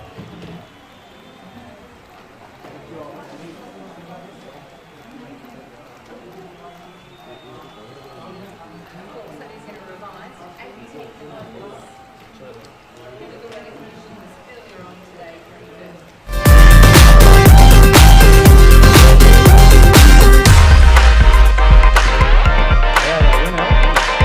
Oh,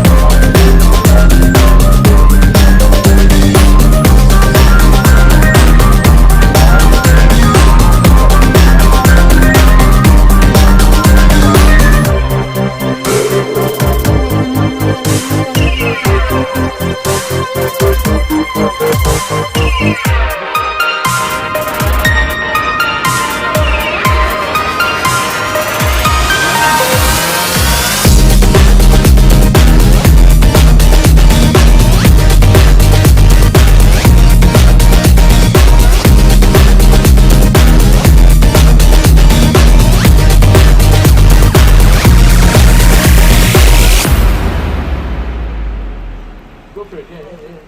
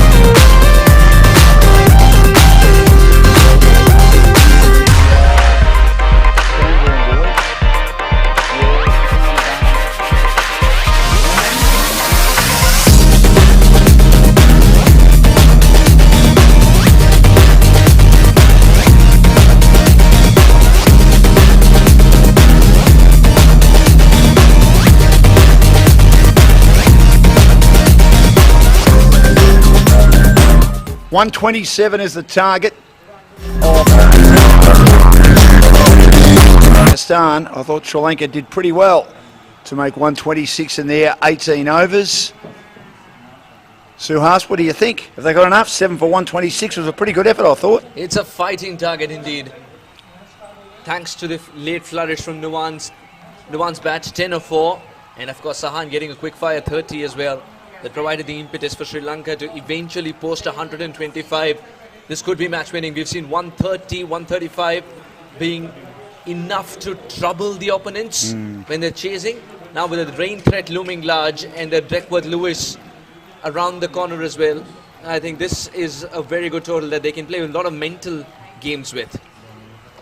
Prince and Jack Saran, the two openers, and we saw how good Prince was the other day. Jack Saran's got a half century in the tournament as well.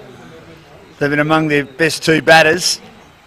And a major sponsor, Oswood Timber and Hardware, along with Gainwright Accountant, Exclusive Migration, Spectrum Real Estate Group, and of course our platinum sponsor, Sunrise Adelaide Transport, Reliance, and also Amul, and our gold sponsors, Air India, Evans Road Medical Clinic, BCTA College, Southeast Wealth, Peach Institute, and Kalon Development. So lots of sponsors getting involved, Suhas, in this magnificent tournament. It all comes down to the next 18 overs as to who will play Pakistan, who bowled Afghanistan out for 68 in their revised target of 90 of 18 overs after they were in the second over, and we had not just a little bit of rain, we had heavy rain for about 15 minutes. Hence why this game's 18 overs aside too. Nuwan Kulasekara to start out the proceedings for Sri Lanka. Jaskaran, he's in some touch. Dalvinder Prince, he played through. Carrying his bat there was an excellent gesture indeed, that game. And of course, he's come back with a bat as good as new.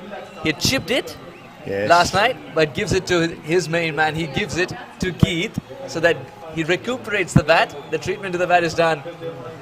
Jaskaran Sohi. 3 matches, 3 games, 58, 55. Those are good numbers. Highest of 55 coming in this tournament, of course. And Geet and his batting repairs, one of our sponsors, of course, for the ACL. How many have you got you're repairing at the moment, Geet? He doesn't want to tell me on the air, but he might be able to tell me off the air. How many would you repair at once? Bats? 250 bats. It's a mighty effort. You happy with those many runs? Highest run, 77. An average of unbelievable average of 82. Strike rate's good enough as well for Prince. Well, Kulasekara bowls, and that's an absolute peach, the first one. It leaves the right-hander, and nothing he could do about that. Jaskaran, who got 55 in the first match for India. And that's a great start. What a good bowler this man is. 199 one-day international wickets, over 300 international wickets across the 3 formats in an outstanding career. He's playing 2 of 3 with West Dandenong and the Dandenong District Cricket Association. This is a bit lower. The first one took off. The second one kept low from one extreme to another. And the same result, though, beating the outside edge of Jaskaran.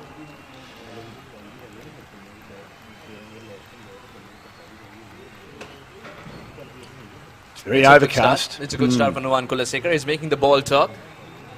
There are very few still in international cricket who can get the seam presentation as perfect as Nuwan Kulasekara can. He's held the bat out to this one. He did, yes. He was miles away from the body, but he steered it nicely. I thought he had great control with his hands, and it was an interesting shot because he hardly moved his feet, but the bat was a mile away from the body, but he steered it out through cover for a couple of runs. Jaskaran, that was a very clever shot. None for 2 in the opening over. First runs on the board, 2 of 3 for Jaskaran.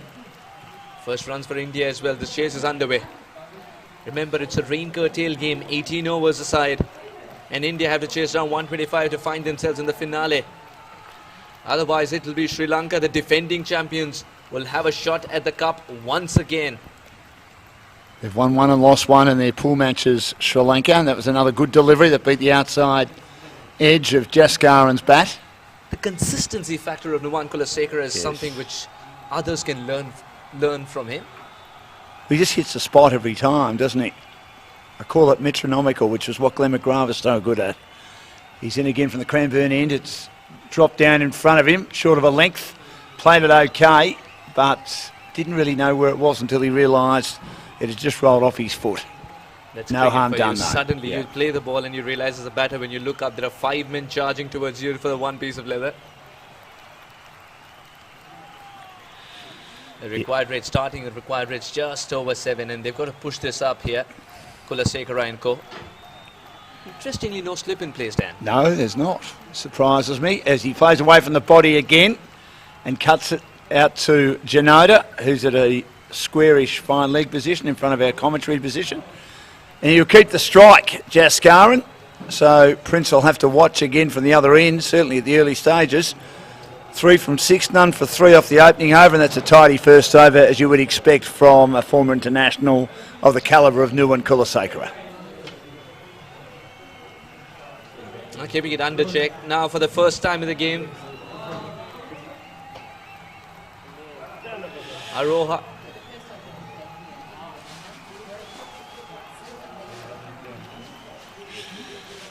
He hit some big shots, didn't he, the big man, Janoda? Yeah, Arosh Janoda. He spent a lot of time playing cricket in Colombo as well. They've got a few more medium paces this time than they did last time. They won the tournament last year after they lost the opening game. They dispensed with the medium paces. For the rest of the tournament, remembering you played 3 pool games last year, Correct. they had 1 over of medium pace. The rest was spin. And they generally batted first and defended the scores brilliantly. Is the captain tempted to give it to the pacer because he's looking at the sky as much as the surface? Maybe. And this is defended nicely up the wicket by Jaskaran. Good delivery right on line from the big man, Arosh Janoda. At the start of the second over, none for 3. They've just got to keep the run rate ticking over. Don't have a lot of massive hitters, certainly at the top order in this Indian team. They're generally workers of the ball. Tind, Gandhi. Here's Janoda again, and he gets a very, very thick edge. I suppose the only one who does have a bit of a go is this man, Jaskaran, and maybe Jatinder at the end, and he gets an edge that wanders through the gully region for 1, and it now brings Prince on strike, none for 4. There's a bit of movement after pitching. There's none whatsoever in the air for Arosh Janoda.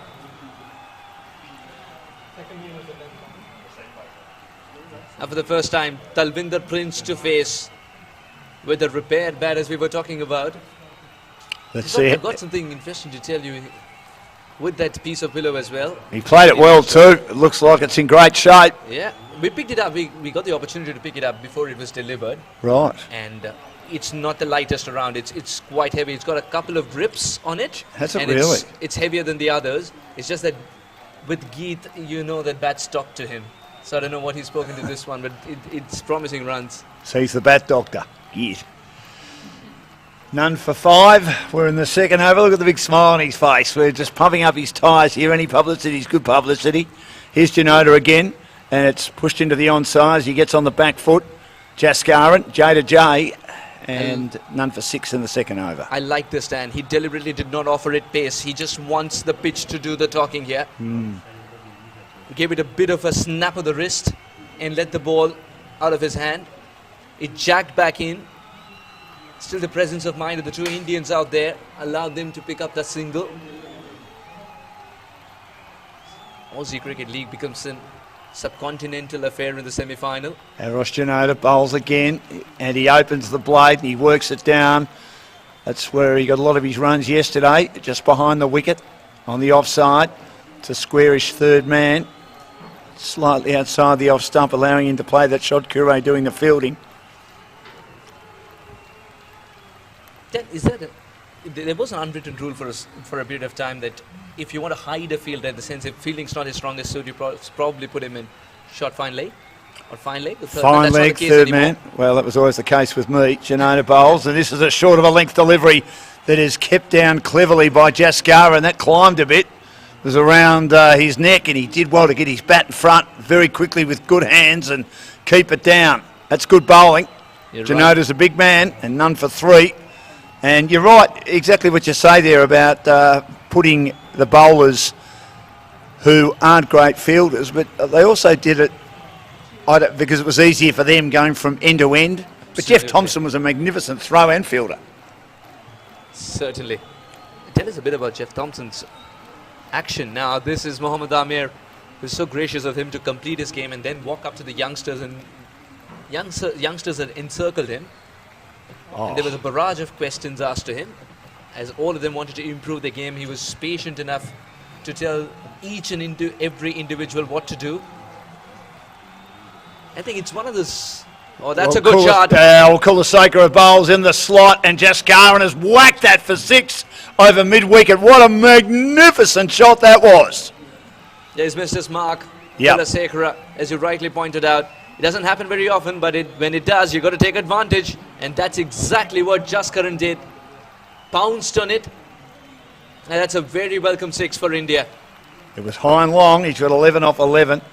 Yes, I saw him speaking to a couple of the young Afghan bowlers behind us here. Rehan being one of them. And yes, what I like the most about it is that the Aussie Cricket League allows you, it gives you the access to meet the legends and rub shoulders with them. This is chopped away down to Janota at squarish third man. Again, just a bit wide from Kulaseka, not quite getting his line right early stages, second over. So sometimes you're playing with the legends, sometimes against them. You learn nonetheless. Either way, you learn. It's a great opportunity. I mean, we saw Cameron Akmal bat pretty well despite his team not batting all that well collectively, but then he kept... Talk about the keeping. Expertly. Superb today. He's a man who bowls very well, Kulaseka, and shifting in the crease and turning it into a ball that was on his pads is the clever Prince, and he races through quickly. The return was good too. Good cricket all round, but he makes his ground easily. It is none for 16 in the third over. They've made a good start here, India, and they're looking for 127 to win. Remembering, 18 overs they're facing, not 20. Yes, for all those who've just joined us now, it's an 18-over game. It's a rain-curtailed game. We also had to take care of the time, remember. And the lights are on, and plenty of people home. Jaskaran 12 off 12. Telwinder Prince 3 off 3. And Jaskaran drives magnificently through the covers. Beats the cover fielder. That was over-pitched by Kulaseka. Hasn't got his line of length right in this over. He has picked the bones out of that one. What a shot that was. Sensational. 12 runs of the over. Nuwan Kulaseka is being targeted. He'd made his mind up that he wants to create room, and it was there in the slot as well for him to throw the bat. A diving fielder at point could not cut it off. That had a lot of power and timing behind it. Beautiful shot. Great cricket shot. That's the cover shot when you get it right. Kulaseka bowls. He gets one going down the leg side, and it wanders limply. And I think it may have come off. He's thinking, hang on, that's got to be a leg side wide. Jaskaran, he's not happy, but I think the umpire might have thought, because it was so slow to roll to the wicket keeper, Delage, that it came off a piece of his clothing. It's important that Jaskaran doesn't let it play in his mind while he faces the next one. It's one of those little things that cricket teaches you to move on. And he tried to flick the next one, flat bat it down behind square. It was a slow one by Kulaseka. A good fight back there. And 3 overs gone, but an expensive over that one. 12 from it, none for 15. And it's none for 20 after 3. They're chasing a further 107 to win off 90 legitimate deliveries. Jaskaran doing his job again with 16 from 13, and Twenty20 Prince has only had 3 deliveries so far, so Jaskaran's had the lion-hearted share of the bowling. He's got to some start here, Jaskaran. It's not a flashy one, 16 or 15, but whenever he's got it from the middle of the bat, he's gone full throttle. One of the best spinners in the competition, Nuwan Kulaseka. Sorry, not Nuwan Kulaseka, but Jaskuria's coming in.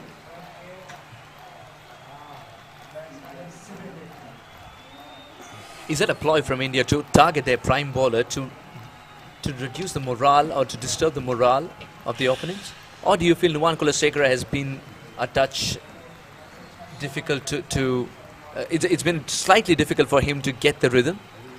You might be coming in with a lot of baggage as well when a lot is expected from you as a senior pro. Could be a little bit of both. His first over was excellent. They were just finding their way. The second over, they might have been able to find their range a bit more and have a bit more confidence, as you say.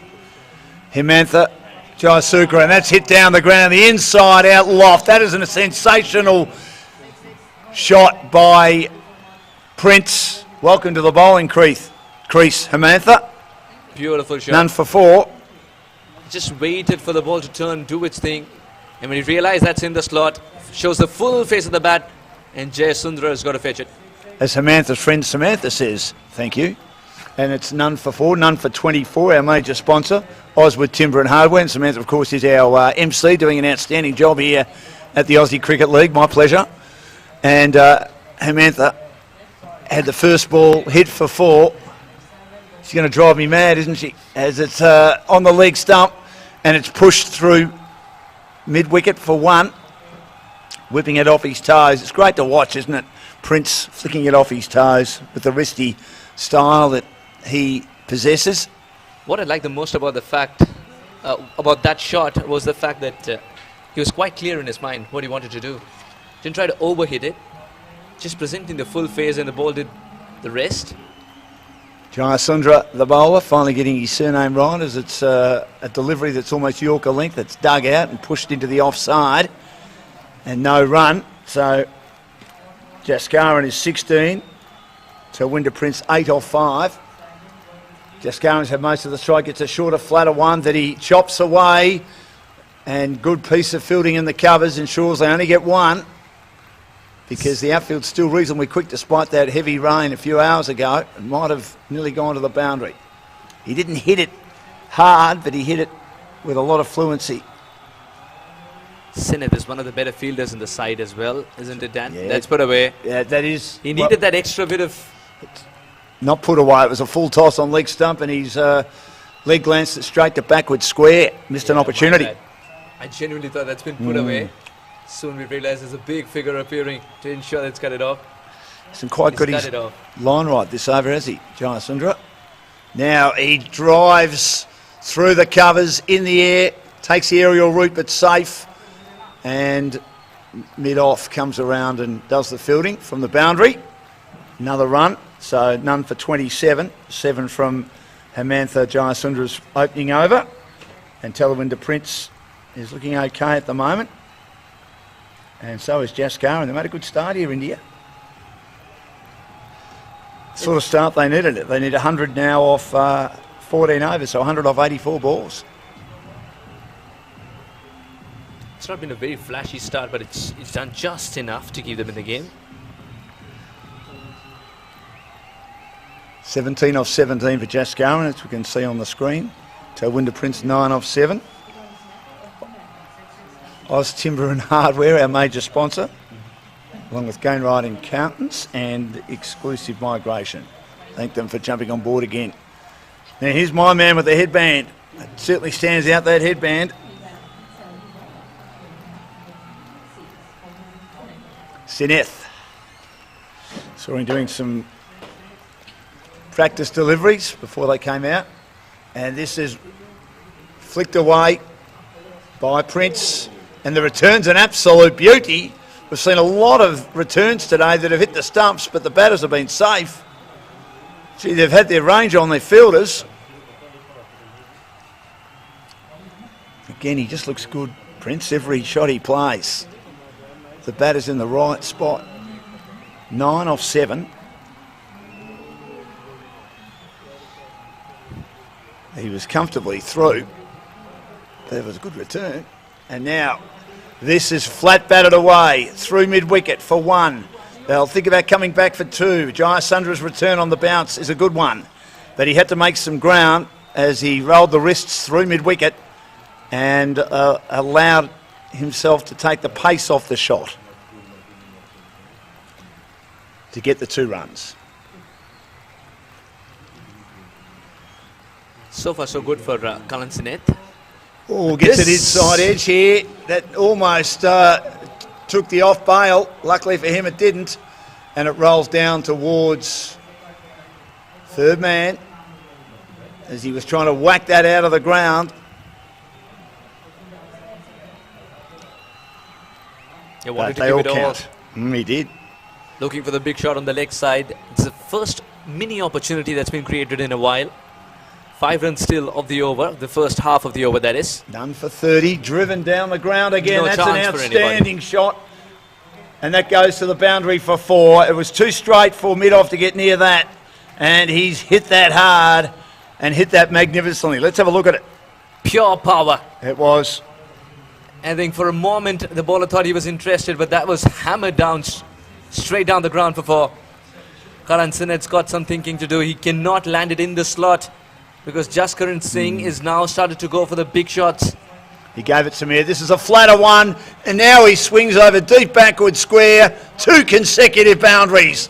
Not getting his line and length right. That one was sort of straying down the leg side. And he's just turned it away behind square with the backward square fielder inside the circle. No protection. Beautiful. Great boundary. And he's looking magnificent here. He's picked a lovely area. The result remains the same, but he's just showing why he's difficult to bowl to. If you miss your mark, he's not going to miss out on the opportunity. He's just making use of the first 5 overs, mind you. That's what the restrictions are for in this rain-curtailed game of 18 overs. He's making use of that. This must be one of the best power play performances so far. This is the last ball of the power play, reduced to 5. 3 bowlers have bowled 4, 2 have bowled 3. And he tried to sweep this one. May have got a bottom edge on that. Lucky there. That Yes. could have hit timber. That could have hit timber. Otherwise, Kalan Sineth almost had the last laugh. Not to be. 5 gone. 41 without a wicket. Yes, great start by India. The target from here is a further 86. There's 13 overs to go. And Darren Parkin's going to come in and replace Suhas. And Pete Laser probably should come in and replace me. I think it's his turn as well. 5 overs down, so the highest 6-over power play score was 2 for 43. It's none for 41 or 5 now. Jaskaran on 29, Telwinder on 10. India in a very healthy position, chasing a good score. They're certainly ahead of where they need to be. Their required run rate is 6.6. Theirs is 8.1 at the moment. 8.2 does come on, 8.2. but still a very good start. I am next to our scorers. They straighten that up very quickly. 41 from the first 5, certainly the best power play, as the boys were saying. Definitely. But now the challenge is to go on. Still plenty of runs required here. We know that. Sri Lanka batted really well. 2 less overs at the other end. So the aborted run up there from Arosh. Jaskaran 30 off 22, shaping as the batting star potentially. He's got them off to a very good start here, and that one he's almost played back on. He's tried to sort of parry it away, not quite like Graham Gooch, who belted it away with his hand and was out-handled ball. But he was certainly thinking, is that going to fall onto the bails? You've gone with Graham Gooch. I was thinking more Jimmy Amanathan in the one-dayer against Greg Matthews.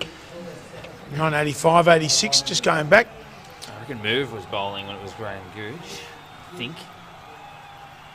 the bowler get that wicket? I assume they probably have. No, No? Or is it just one of those, handled the ball. like a run out or something, where it's a team wicket?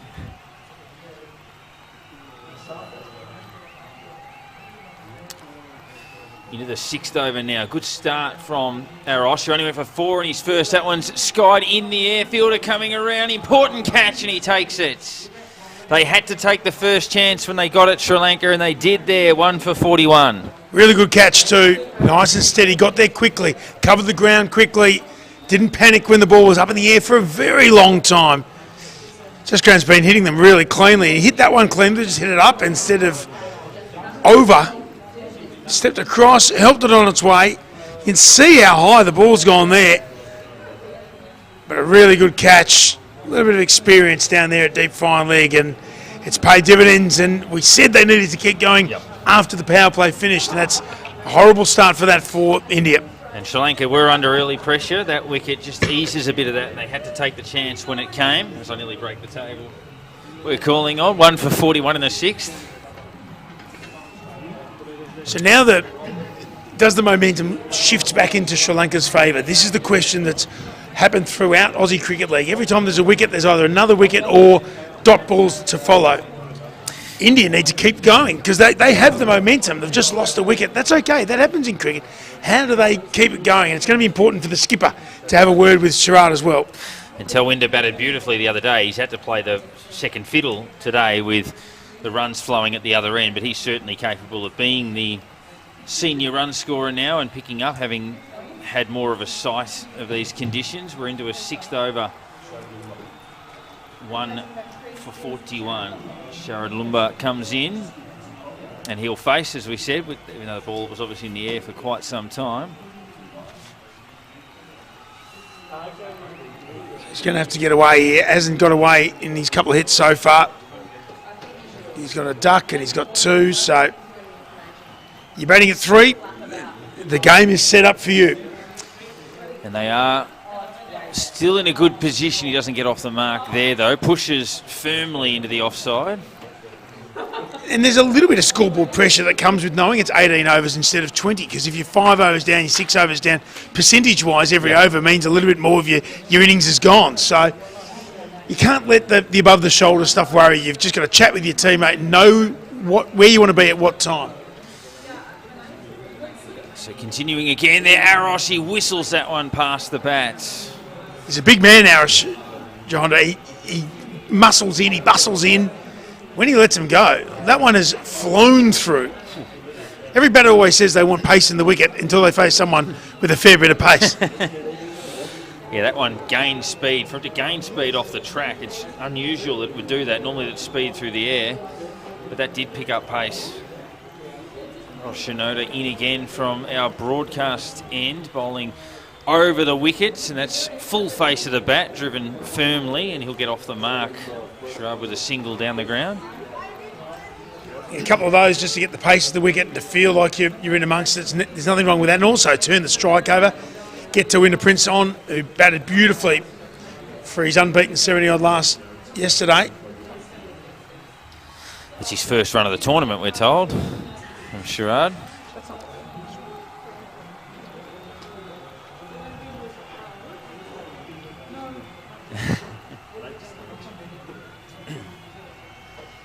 Copying a sledge from scorer's old mate. In again, and that's cut away, and 1 run. I find it amazing, though. The scorers are sledging the batters who are actually out there because they got a game. The scorers didn't get picked. So if they're saying he's no good, how bad are the scorers? I mean, that has to be the natural conclusion you come to. I mean, one of them can fix bats. I understand that, but he can't actually use them. That's probably the problem there. The one who's talking is applying for Australia 11 next year anyway. Only if the captaincy's up for grabs. Well, given Australia's role, we might be a chance. You never know. 1 for 43 off 6. So good start. This is when they needed 7 and over. They're going at 7 and over. So India don't need to worry about the wicket they've lost because that's been and gone. What they now need to worry about is continuing going at 7 and over, and that is trying to score off every ball, having that intent to score every ball, and then putting the bad one away because you're going to face some good deliveries. You're going to hit the occasional one to the fielders. but look to score every ball and look to be aggressive. Look to finish this game in 16 overs, not 18 overs. Be ahead of it so you don't need to 15 off the last or 22 off 2. So Telwinder's on 11, Sherrard is on 1, left arm spin into the attack, and that one's played through the gap. There is some coverage there, they'll get just the 1 run. I know you've heard this once or twice, Daz, but when a new batter comes out, you got a spinner who you know can land it on a 20-cent coin. Maybe just bring in someone on the leg side to stop a single. Stop those easy runs accumulating. Don't make them feel comfortable, because I think you always feel comfortable when you get off the mark, when you're turning it over and you've got the skipper down the other end. Build your dots, have 1, 2, 3 dots in a row, and then the perception is that you're way behind the run rate, even though they're spot on. I'd just like to see maybe 1 extra Definitely. fielder's inside that too. Score off. Make sure there's nothing cheap or easy that can be sort of just knocked around the corner. As Jayasundara continues, that's a nice shot. He's picked the gap. There is a fielder out there though who can just keep it down in the deep. They'll get 2. Cuts off the boundary out there. And this is what we're talking about, the bigger Australian grounds. There's 2s everywhere. You need 7 and over, not 7 a ball. Like So you only need 1, 2, and then 1, 2, and the rest are singles. Exactly. See, look at you and your maths, Daz. You did tell me you were a genius. I never believed you until now. Sport teaches all the maths. Like It the first does. thing you learned in Australia is a 6 times table. And that one is missed outside off stump, goes through the keeper's gloves. There's a slip in place who rockets onto it, tries to throw the stumps down, and that'll be a bye. So that goes against the keeper. It's harsh, isn't it? Yeah. No other fielding position has 1 specific total for how many times you missed it. Yeah, they keep track of the runs you conceded. They don't go slip 4 or anything like that. Jayasundara continues in again. That's hit aerially. There's coverage out there though. The 1 run. Interesting, you were talking before about just got off on the tangent about those guys obviously being able to play and others aren't. I've always wondered in sport the amount of times you have to coach somebody who's better than you are, for example. So I know we both do a lot of work in tennis, but like Ivan Lukic's coaching Roger Federer, for example, you're like, well, is there a degree of intimidation as that is going to be gone? Big wicket for Sri Lanka. Jayasundara, so accurate, so reliable, and he gets the breakthrough, 2 for 48. Finds the outside edge, but really good keeping. We talk about how there's a specific total for how many times the keeper miss, but let's talk about when they get it, because he stayed down, he came up with the ball, had the beautiful soft gloves as well, and Sherrard's gone. He's had a tough tournament with the bat in hand. He's bowled well, probably hasn't got the job done with the bats. And once again, a wicket brings another wicket, and that brings pressure to an Indian batting lineup that haven't been exposed to too many big chases. And it's a big chase here today, so much so they're sending in the big fella. And if Sherrard, we saw going out the back before, if Sherrard is to get another bat in this series, it's up to his teammates now. He's going to have to watch on. They're going to have to earn him that right by getting through here. Prince is in very good form. He's on 13. Goni, the big man, as you say, took a nice catch earlier. He can do a bit of bowling. Now it's his role with the bat. He swung hard in a couple of games and hasn't really got away. Here's his chance, and maybe this is a strategic development for India to go, okay, here's your chance to break the game open for us a little bit. Yesterday he came in with 5 balls to spare. Today he comes in with 67, so he can spend a bit of time at the crease. He's made a duck and 3 not out in his 2 matches so far. So just a little weather update. I just got a warning from the insurance company saying there's possibility of hail in the peninsular area, and that is where it starts, and it comes here. That's not going to bode well. As if you were driving the peninsula 20 minutes away roughly. If there's no traffic. So it's not going to take long to get here, put it that way. That's pushed back down the ground of the bowler. So we do have some mines on the Duckworth-Lewis calculations. We'll get those for you as they fall. It's just so still out there at the moment, though. It has that apocalyptic feel where you don't quite know where the weather's coming from, whether it's going to happen, whether it's not. And again, you've actually just got to play the game in front of you. You can't worry about Duckworth-Lewis and who's going to get through and where do we need to be until it becomes a problem. Keep an eye on it, for sure, but play the game in front of you, because if it doesn't rain and all you were worried about is being in front at the time, you're not going to be in front at the end. And don't do a South Africa who timed the calculations and were 1 run behind the whole time. 2 for 48 off 7. So for the first time in their innings, they've dropped just below 7 and over, and 7 is the magic number per over for the Indians to go through to tomorrow's final. Against Pakistan, who successfully defended 90 off 18 overs earlier today. Afghanistan looked pretty good at 4 for 50, ended up all out for 68. How do you defend 5 and over? Yeah. So that's a remarkable effort. Well, Spinner came in and took 5 for 5. Yeah, Extraordinary. He's bowled well throughout the Yes. tournament, though, must be said. I mean, bowling well and getting 5 for 5, there's a bit of a gulf between those two. Afghanistan did everything right probably until the last 6 or 7 overs of the tournament for them. That's all it takes. That's why I love finals cricket, though. I don't like whoever finishes on top wins. I love finals cricket. If you're going to win it, you've got to win the games that matter and the cutthroat games. One of these teams won't be doing it this year. That's exactly right. They played for the title last year. Only one of them can play for it this year, as that's turned around the corner a little bit too straight. First ball there from Melith Kure, who came in at number 7 with the bat for Sri Lanka. Has made some runs at various stages.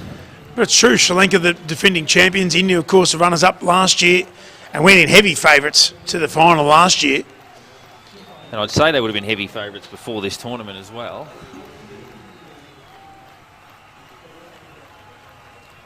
They've got the job to do here. 2 for 49, India. This is where Sri Lanka won the toss, selected to bat first for this reason. Runs on the board in a final. Kure continuing, long run up from our broadcast end, beats the bat with pace and swing. Collar up, earring in, hair done. He knows it's been broadcast to millions around the world. Melith Kure, have a look at this. Good action. Really nice action and very succinct and just backed away there, Goni. Keeper just onto it, saying, watch where you're standing there, mate. I might throw him down. Yeah, I don't like the village throwdown from the keepers, though, from behind the stumps. Yeah, he can give up some runs. Kure in again. And again draws the false shot. That stayed a little lower, I think, than Goni expected. As always, the practice shot is flawless. It's funny when they do that walking off. Steve Smith's the master of that. If he's been caught behind or bowled, he'll play another shot going, yep, should have done that. The difference is he can actually execute them. He's on 140 at the time, usually. It's that love and that thirst for runs, isn't it? Yeah, you got the mini-me, Manus Labuschagne, seems the same. He's as fanatical run scorers. You just picture that whilst the rest of Australia on Christmas Day are tucking you to Turkey. You reckon Smith and Labuschagne will be in a net somewhere? It's funny you say that. Mike Hussey actually got his wife to get on the ball machine and deliver balls. He had his coach one year do 2-hour sessions with a 40-minute and a 20-minute break to simulate a day's play. And another year got his wife, Amy, to give him hours of balls on Christmas Day. Happy Christmas. Merry Christmas, darling. It's your Christmas present. I bought you a ball machine. And that one's going to be bowled again down the leg side. What do you say as Mrs. Huss? Oh, thanks. It's what I've always wanted. Admittedly, though, it's not as fun as his brother, who was playing cricket over in Perth, back in his old home. David Hussey, of course, playing for Victoria. And they were out just having a celebratory beverage, and he met a young lady that he liked the look of, and she said, "What do you do?" He said, "Well, I'm a marine biologist." He goes, "What do you do?" She goes, "Well, I am actually a marine biologist." Because he's a marine biologist, and of course David Hussey, a cricketer. And the Seinfeld references, get ready. Well, he tried for the Seinfeld reference, didn't think he was actually going to meet a real marine biologist. I mean, it's just one of the all-time great. It's unbelievable. And the boys remind him of it quite a bit too. Don't worry about that. He probably thought if he said, I play for Australia in limited overs cricket, you're like, oh, you get out. No, Well, you you- don't. As you know, though, in cricket clubs, regardless of whether it's Australia, Victoria, Dandenong thirds, you don't get away with much. No, that's You've right. got hours of banter in between. People have got extraordinary memories too. Great. In again. That one got in short into the ribs. I remember most of us would have an embarrassing local sports story. I remember having a horrible run out playing cricket and then didn't play for about 4 or 5 years just due to work circumstances. As soon as I went back and played for the club again, people were like, oh, you remember that? Like 2 minutes in. Yeah. I've tried not to remember it. So straight away there, India. Good over from Melith Kure here. He's only gone for the 2. India bringing up their 50, of course, with that wide, but they're just falling behind a touch. It's not panic stations, But you've got to keep an eye on this. Yeah, India 41 off the first 5. It's been 9 off the next 3, and it'll stay that way as the 8th over concludes. He beat the bat 3 times, 2 for 50 off 8. So 2 for 9 in 3 overs. Good fight back for Sri Lanka. What does Talwinder Prince go and have a chat with Manpreet at the moment? What does he say? Because he's got such experience, you know he can hit them. But at the moment, he's just swinging. He's not actually watching the ball. He's trying to work off, I used to be able to hit every ball a long, long way.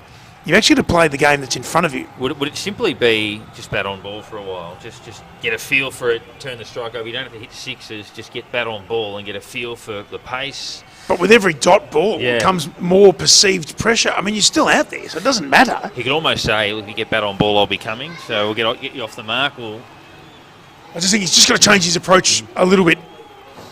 And that doesn't mean walking around the crease or dancing down. It just means getting off the mark, turning the strike out, getting in.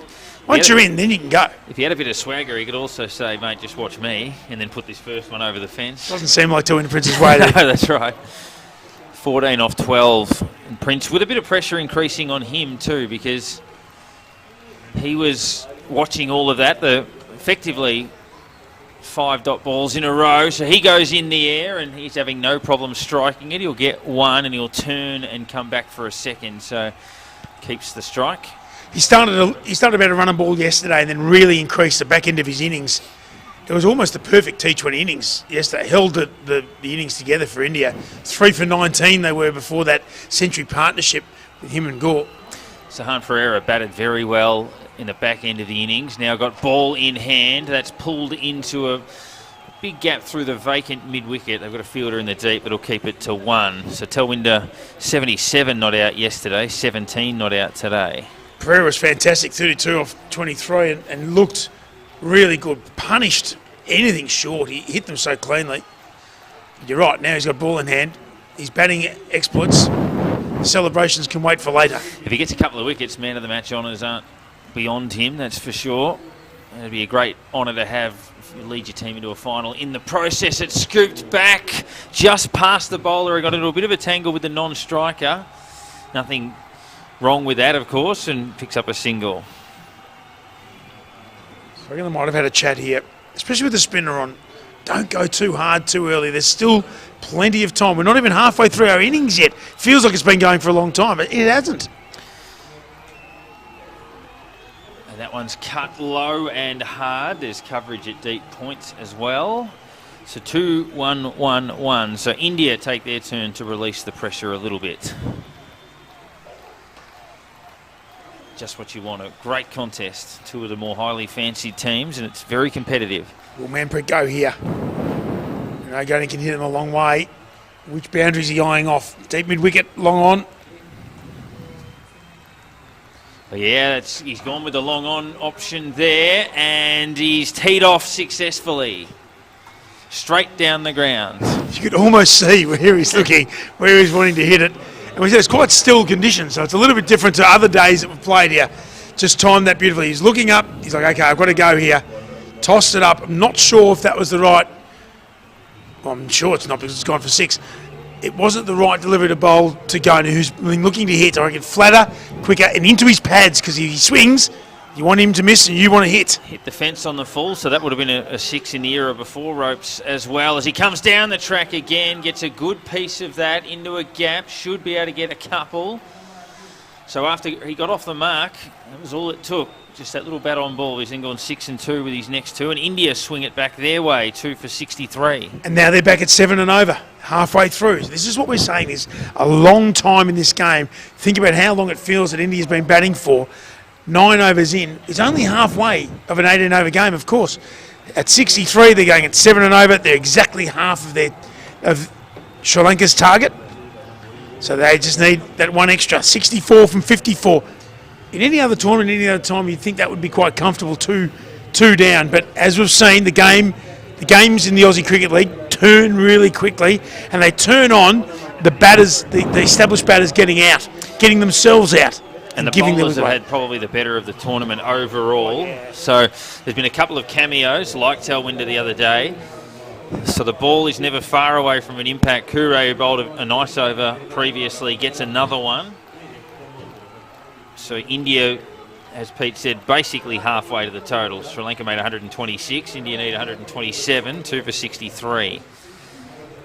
Reduced to 18 overs. Due They are ahead, of course, of where Pakistan were at the same time. So it's a good position to be in, but Sri Lanka finished in a flurry.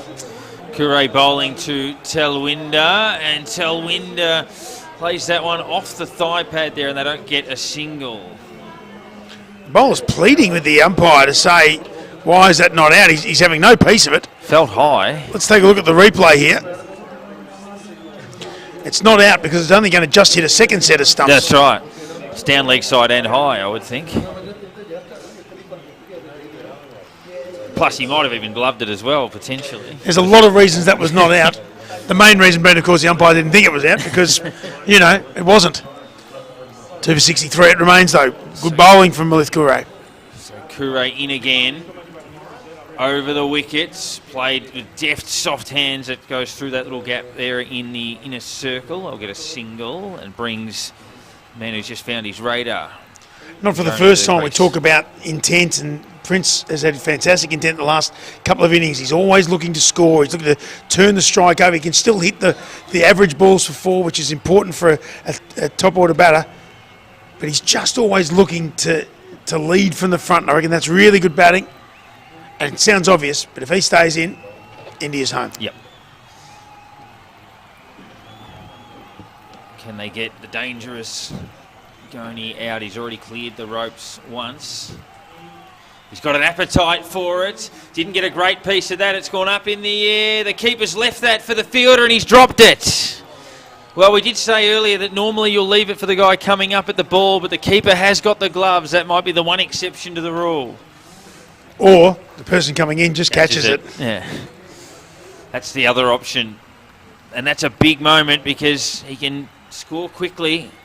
Could have had him, went very high in the air. Yeah, went a long way. He covered the ground okay, just got the hands got there, sort of bobbled in the hands a little bit and dribbled out. Big moment in this game.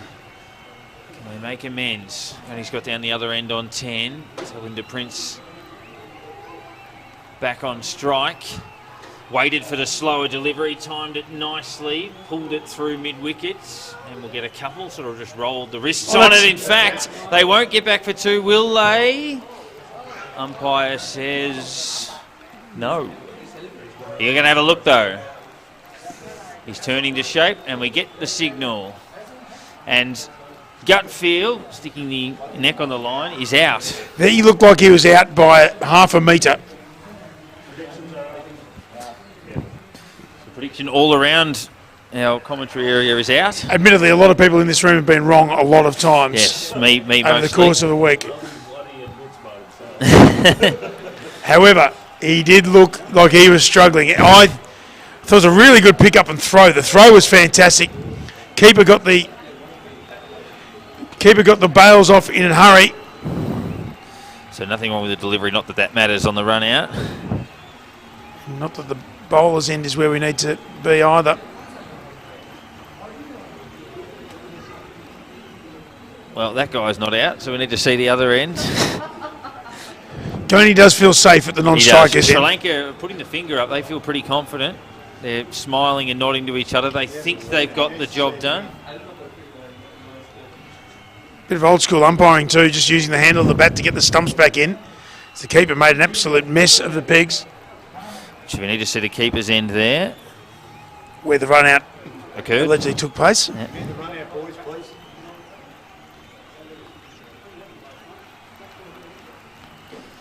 Doing some repairs on the stumps as we speak. Just the old handle of the bat. That's one of those no-nos that your dad always tells you do not under any circumstances The use face of the bat. to that. Oh, yes.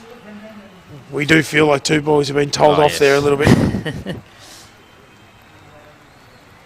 So we're seeing the Sri Lankans pretty happy with their work. We just need to allow the third umpire here who's itching to make the call to get access to what he needs. It's his time to shine.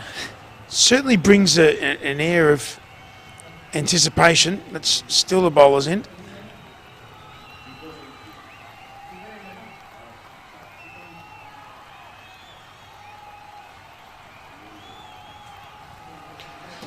Pressure building here. This is good though because the players don't know what's going on here, and so they'll be thinking, "Oh, this is close." Yeah.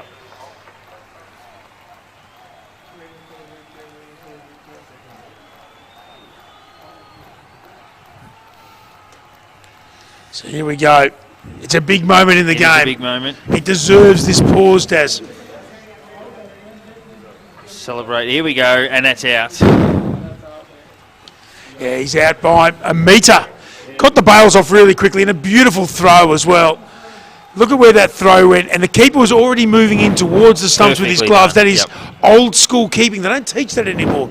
They teach keepers to get in front and go back and try and circumvent the throw. Stand next and you have the keeper's gloves going towards the stumps. That is out. And they get a big wicket too, because that's Telwinder, who was on 20. He was nice and set at the crease. He was probably already 3/4 of the way to the boundary. I think he knew, imagine as a batsman, you know in your heart there, You know. you're short. You know when the bails are coming off. Even if your head's down, you know when the keeper's celebrating. Probably the only small level of hope you'd have is, did he break the stumps with his hand and drop the ball or something like that? But I know I'm short of my ground. Had them off in a flash. You can see the samosa van. He'll probably head over there next. Probably wait to support his team, I would have thought, before Possibly. having a little snack. You said that with hunger in your eyes did. too, Dad. Yeah, you're speaking on your I behalf. didn't know that was there, so I'm like, now I do. It's 3 for 65, so they get 1 for the first. We see an eventful over. We had a dropped catch and now a run out after a pretty good shot played through the onside. So it was good cricket all round. Good batting initially and then terrific fielding, and the keeper did his job beautifully. So Telwinder departs. And Nikhil Chaudhry comes in to bat now, and that's hooked around the corner using the pace and gets a boundary. That's not a good delivery first up. No. That was a medium pace, long hop. Welcome to the wicket almost. I mean, well played, taking nothing away, of course. Chaudhry hit it beautifully, but Malth Koure's bowled so well. And then this didn't bend his back. The only way he can come back is if this one's 5 yards quicker and at his melon. Yeah, or he just tries to pitch another one up, and so India, the swings and twists and turns in this match as that's played away into a gap as well. I'll get at least one. I'll probably be a little bit gun shy. No, there was a misfield, so they'll come back for 2. I thought they might have been hesitant in taking on the arm given what happened earlier in the over, but they get through. It's 3 for 72. India 55 runs from victory. 48 balls to go. We'll have the double change. Manpreet Ghoni at the crease. And he has got Chaudhry alongside of him, Dan Lonigan and Suhas to take you through a really important stanza in the game. Certainly is. Thanks, Dash. So 8 overs to go, and they need 56 to win the game. So right on 7 and over. And it's a tight finish. Suhas, our major sponsor, Oswood Timber and Hardware. Gainwright Accountant, exclusive migration. And I think we'll have a thrilling finish, even as the light fades. Take it away. Yeah, light fades. That's an important point that you mentioned there. Even though we're playing white ball cricket, understand that the lights are on here, the artificial lights, but they can only do so much. Correct. You have to ensure that you're on time so that the game finishes on time. There are no sighting problems of that white ball. Well, we've just had a bit of issue with the rain today, and that's why we're a bit behind. We started late because of the rain this morning. We lost about 30 to 35 minutes because of the deluge for 10 minutes. Luckily, the sun came out when Afghanistan were playing Pakistan early in the Afghanistan run chase.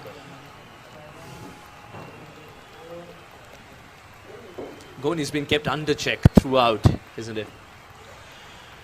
Well, he flicked that nicely, didn't he?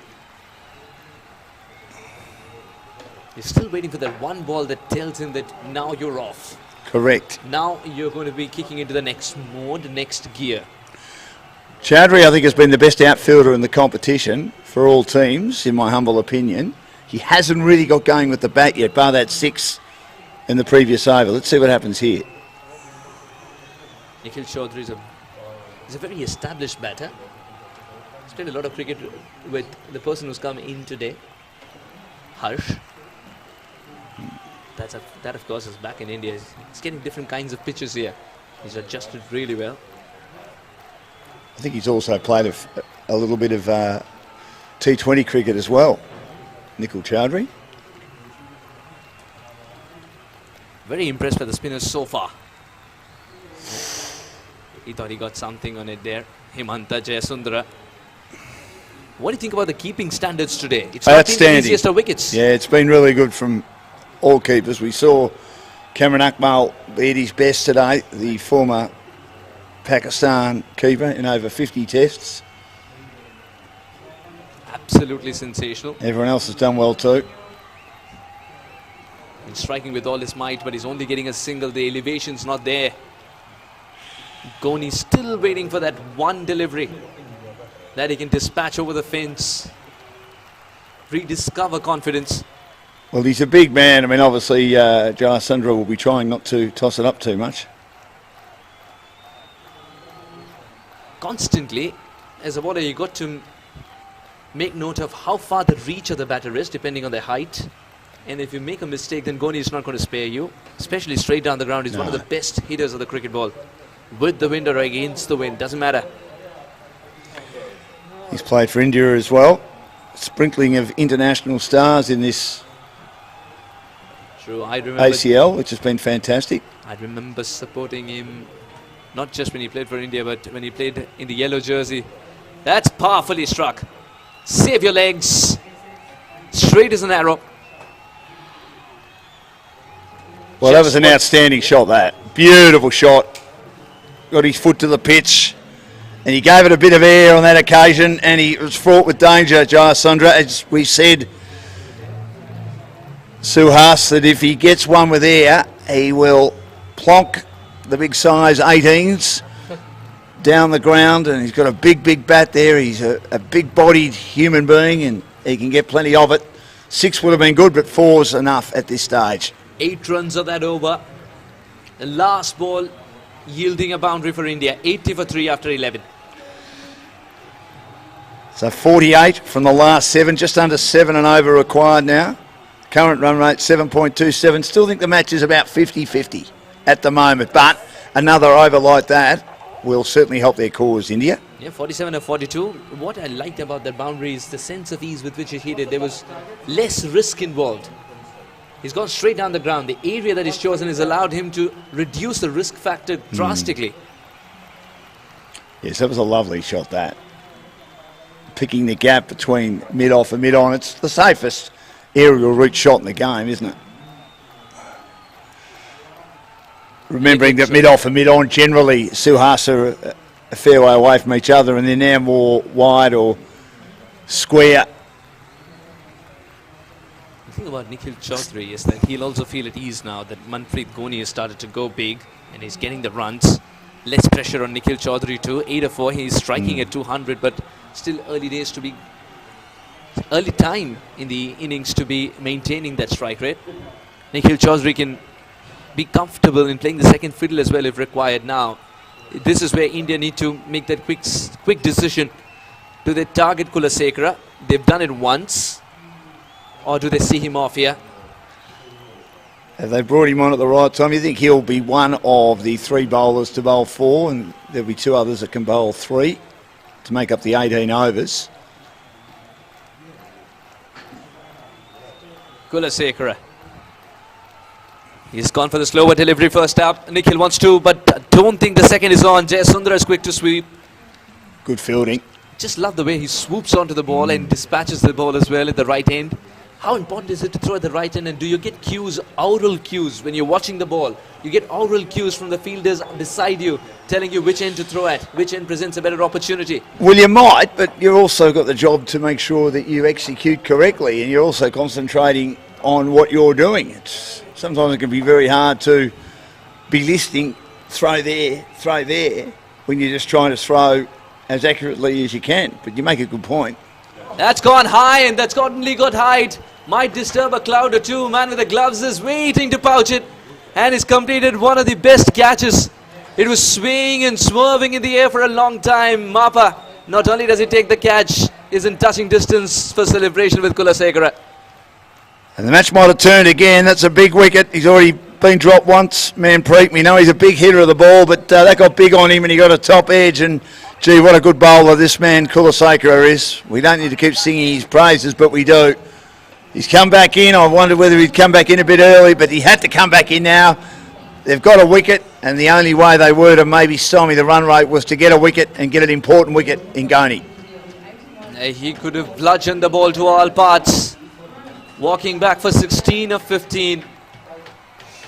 He struck just over 100, but he's taken 15 balls to get there as well. 81 for 4. Well, here's the man who batted brilliantly and was the understudy the other night, underrated, wasn't he, Pur? And he's a very, very good player. Yeah, Puru Singh's played a lot of cricket in Noida. That's where, those were his formative years where he learnt the basics of the game and then, of course, became a flamboyant cricketer in the T20 format once the format picked up.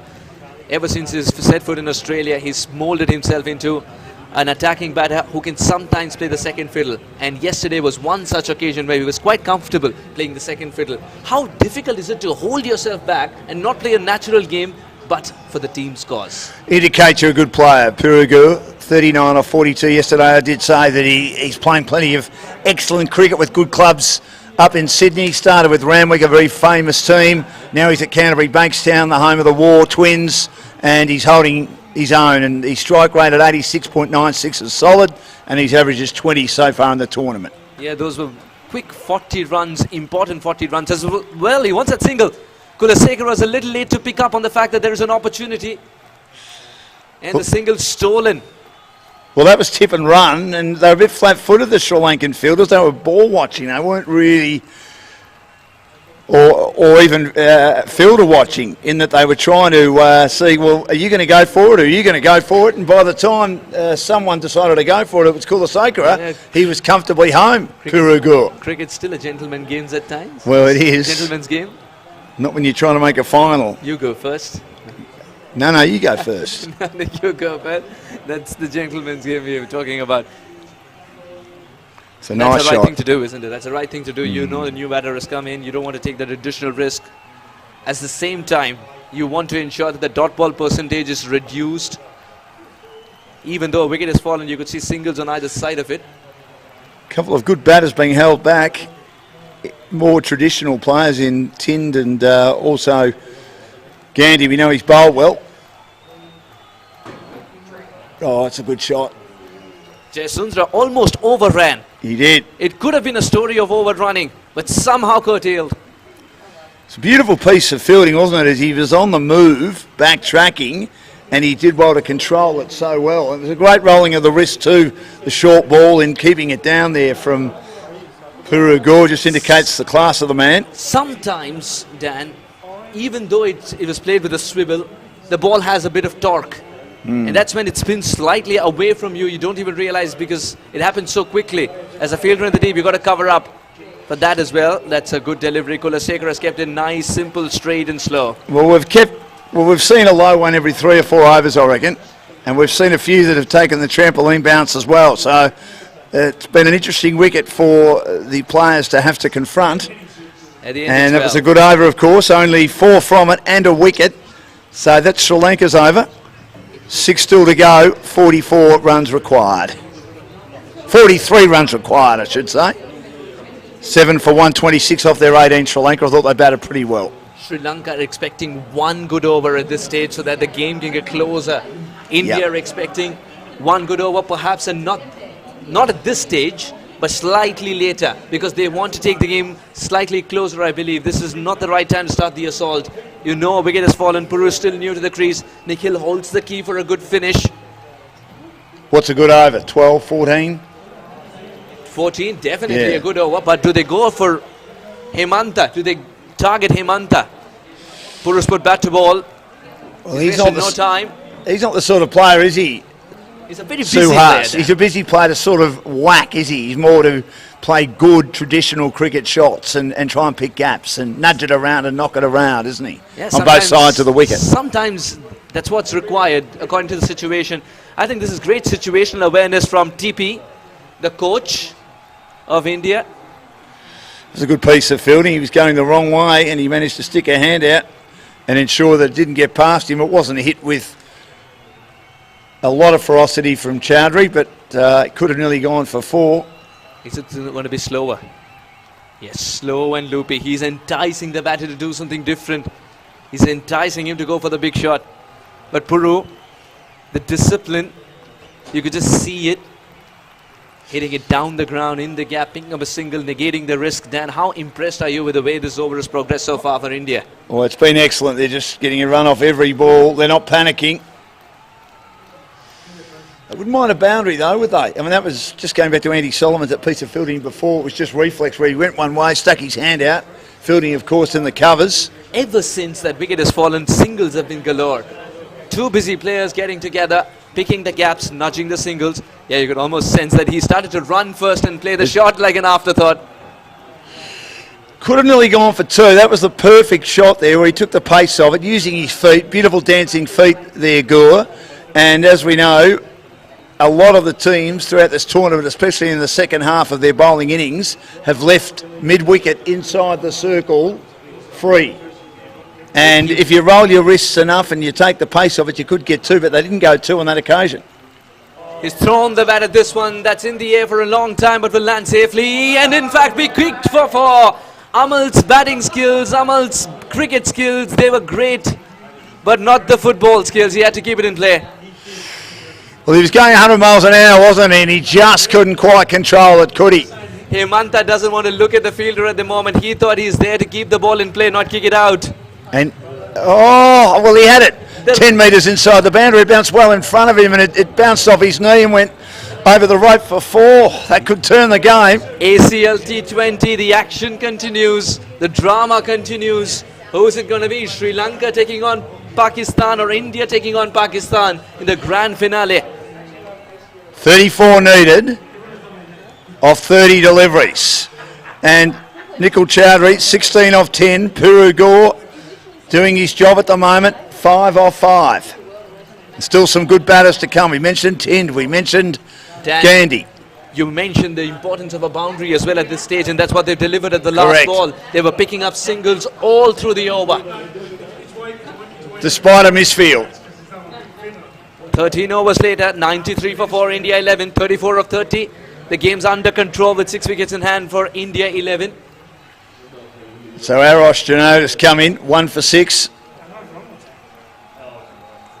He scored off every ball so far, and he's just knocking it around superbly. Puru Gore doing his job the way that his coach and captain would want him to. Absolutely, Dan, and just hammering the point home. Risk-free cricket to get to the destination. Risk-free.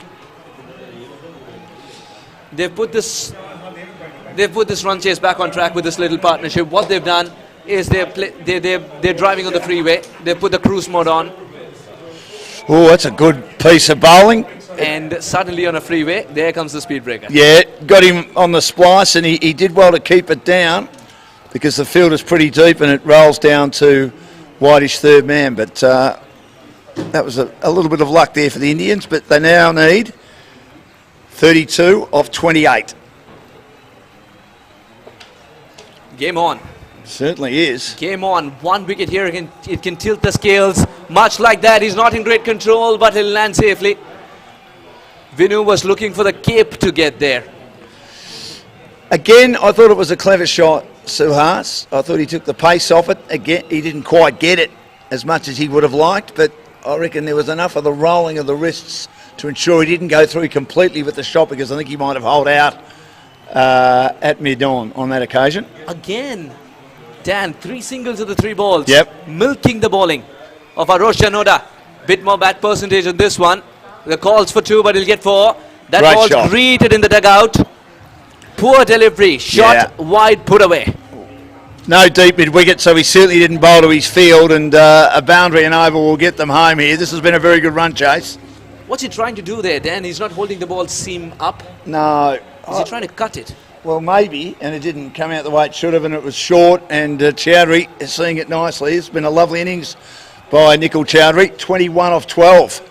Yeah, 21, and just invert the numbers. That's the amount of ball he's faced. Balls, oh, this one didn't bounce. You can't do much about this. Well, this has been the issue, hasn't it? I mean, you get one that'll get some trampoline bounce like the previous one, and then you get the next one that'll roll on the ground. He's got to be very careful of the balls that are Yes. in line with the stumps, Dan. Well, he was swivelling on the crease, looking to maybe play an exaggerated pull shot from a ball that was ankle depth, wasn't Yeah, it? that's what the coach would be telling him, TP Singh. So far, so good.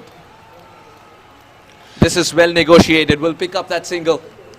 Excellent work from Puru and Nikhil. 100 comes up for India with that single, 101 in fact. And this has indeed been batting 101 between these two. Yes. Well, there's going to be a double change in the commentary now. Darren Parkin and Pete Laser will see us through. So it is 26 needed off 4 overs. Take it home, boys. Just over a run of ball. Big finish. India probably slightly ahead on that. It's just those overs, those consistent overs that we talk about, Daz, all the time. India, you'd say now, are in the absolute box seat, but If they lose a wicket. how many games have turned with a wicket falling? Peru Gore, of course, part of that fantastic partnership. Nikhil Chowdhury's hitting them beautifully. Yeah, Chowdhury the key. 22 off 14 if they can get him. See what, the lights are just taking hold here as well. It's getting a little bit darker than it should have. And I thought every day until the 22nd of December, this is meant to be the summer solstice. Yeah, it's I never feel that like it. never that way in Melbourne. It'll always twist a little bit, but we're going to do well. I think we're going to get 2 games in on a day where it's rained on and off. That's gone up in the air. That should be out. Oh dear. The swirling around in the air is, and you can probably give him an out there in the sense that the ball was up high and looping around and never easy to catch, but they've just got to take them in this situation. When you're defending 25 or 26 and 24, you've got to be taking those catches. They had fielders coming in from everywhere. It's been a long time in the air. Does that get through? It does. That means they'll probably get 2 for it. Tidied up on the boundary. And they creep a little closer. 23 off 22. We were mentioning how wickets are the best way to stop a run chase and momentum and run rates. Just got to take your chances in a semi-final. That's the difference. No one means to drop them, but it's so important. It is. They've just got to take their chances because they're probably not going to get a stack of them. That's again hit firmly, too firmly through the infield, so they'll only get the single for that. They were able to double up last time, but 1-2-1, and that's all India has to do at the moment. San Pereira, of course, went for 13, went for 6 and a 4 in his first over, so to come back here, he needs everything going in his favour. And that's driven again along the ground. Low risk from India. They obviously took a big risk off the first ball of the over, but sensible since then. It's beautiful batting, really clever batting. Trying to score off every ball and they'll wait for the one they think they can hit. Semi-final for Oswood, Timber and Hardware and Gainwright Accountants. So the left armour, and that's pushed down the ground. So run off every ball. And India at the moment working towards this total. Still going to go deep though, isn't it? You get the feeling there's going to be a few left over in over 17 and 18 for India to get. They'll be looking to circumvent that and finish the game early if they can. And a wicket can just put the handbrake on for 2 or 3 deliveries, which would pull it back closer to an even keel. Drop and run, smart batting, 7 off the over. They got the 2 and the 5 singles. Of course, there should have been a wicket first ball, but 19 off 3 overs, the equation for India to set up a mouth-watering final with Pakistan. If we hadn't seen so many games of the Aussie Cricket League, not just this season but last season as well, you'd look at 19 off 18 with 6 wickets in hand, 2 set batters, and think this game's over. Yep. It is far from over, and we know that because a wicket changes everything. A couple of dots in a row then leads to a poor shot or poor shot selection. We've seen it happen before. So as much as you'd say that India's in front in this game, and they are, just hold reservation just for the moment because there are 3 big overs, and when you've got someone of Nuran Kalasekara's skill and experience and wicket-taking ability with ball in hand, the game is not over. As we're informed, bowled the first and last ball of a World Cup in 2011. It's getting dark quickly. He's taken nearly 200 international wickets. The light is fading. We've got 18 balls left for one of last year's finalists. This will be the end of the event. Kulasekara, the experienced star fast bowler. Can he deliver? It's run off the face. They get the single down to third. So again, India just tick it over. India have played that shot better than any other team this tournament by not. They see some players have their foot back away and they lean back, and you're never in control of it. They hit it in the air, yeah. Whereas they've been in control of all. I could have said about 15 of those during this innings, and they've all been very calm and collected and well balanced. He's got plenty of wickets when Sri Lanka have needed them in his career. Going to get another one here, the drop and run. And they've done it nicely enough that they should be able to get two at a little misfield. Had they have taken that cleanly, it would have been a lot closer than that. But Sri Lanka just cannot afford any of those slight errors. Becomes a runner ball now. We saw Prugor yesterday in a century stand with the skipper, and he's getting the job done again tonight. Kulasekara needs to just somehow find a special delivery, rip run through the defences. Can he hit the stumps? That one's driven in the air, over the infield, into a gap. It won't go for four. There's some coverage down there on the sweeper boundary who comes around, but it's another two, and now they're ahead of the ledger, 14 off 15. Sri Lanka quite simply just have to take a wicket here. There's no other way they're going to get home. Have to take a wicket. Doesn't mean that they won't be able to get through their 18 overs, but a wicket's the only way. Got to break this partnership, bring in a new batter, put the pressure on someone new. They're just doing it comfortably. 15 off 12 and 26 off 18 for Puru and also Chowdhury. Kulasekara, as you say, bowled to India in the final of the 2011 World Cup. That went India's way. Is this going to as well? And that's pulled again. They should just about get two here. They'll stroll down for one, and that's comfortable enough for them. Don't need to take too many risks from here. They don't have to take any risks from here. When it's less than a runner ball, and their intent's been so good since they've been out there, just the singles are getting it done. And that might mean that Sri Lanka need to bring an extra one inside the circle or do something to try and force the hand. Because at the moment, India are doing it comfortably. Two more deliveries to Kulasekara to try to have an impact. He aborts the run up there and will start again. He's got 1 for 25 off 3.4 overs. He hasn't necessarily bowled poorly. No. But they've just been in a score of each delivery. It's been his most expensive day so far in the tournament, and that one's played very fine through a vacant slips cordon and another single, so they've negotiated this over well. One to come. It's been good batting. Partnerships have been the key. They usually are. We haven't seen a huge amount of them throughout the week, and yet the team that's done it the best, the team that are looking like the favourites going into the final tomorrow.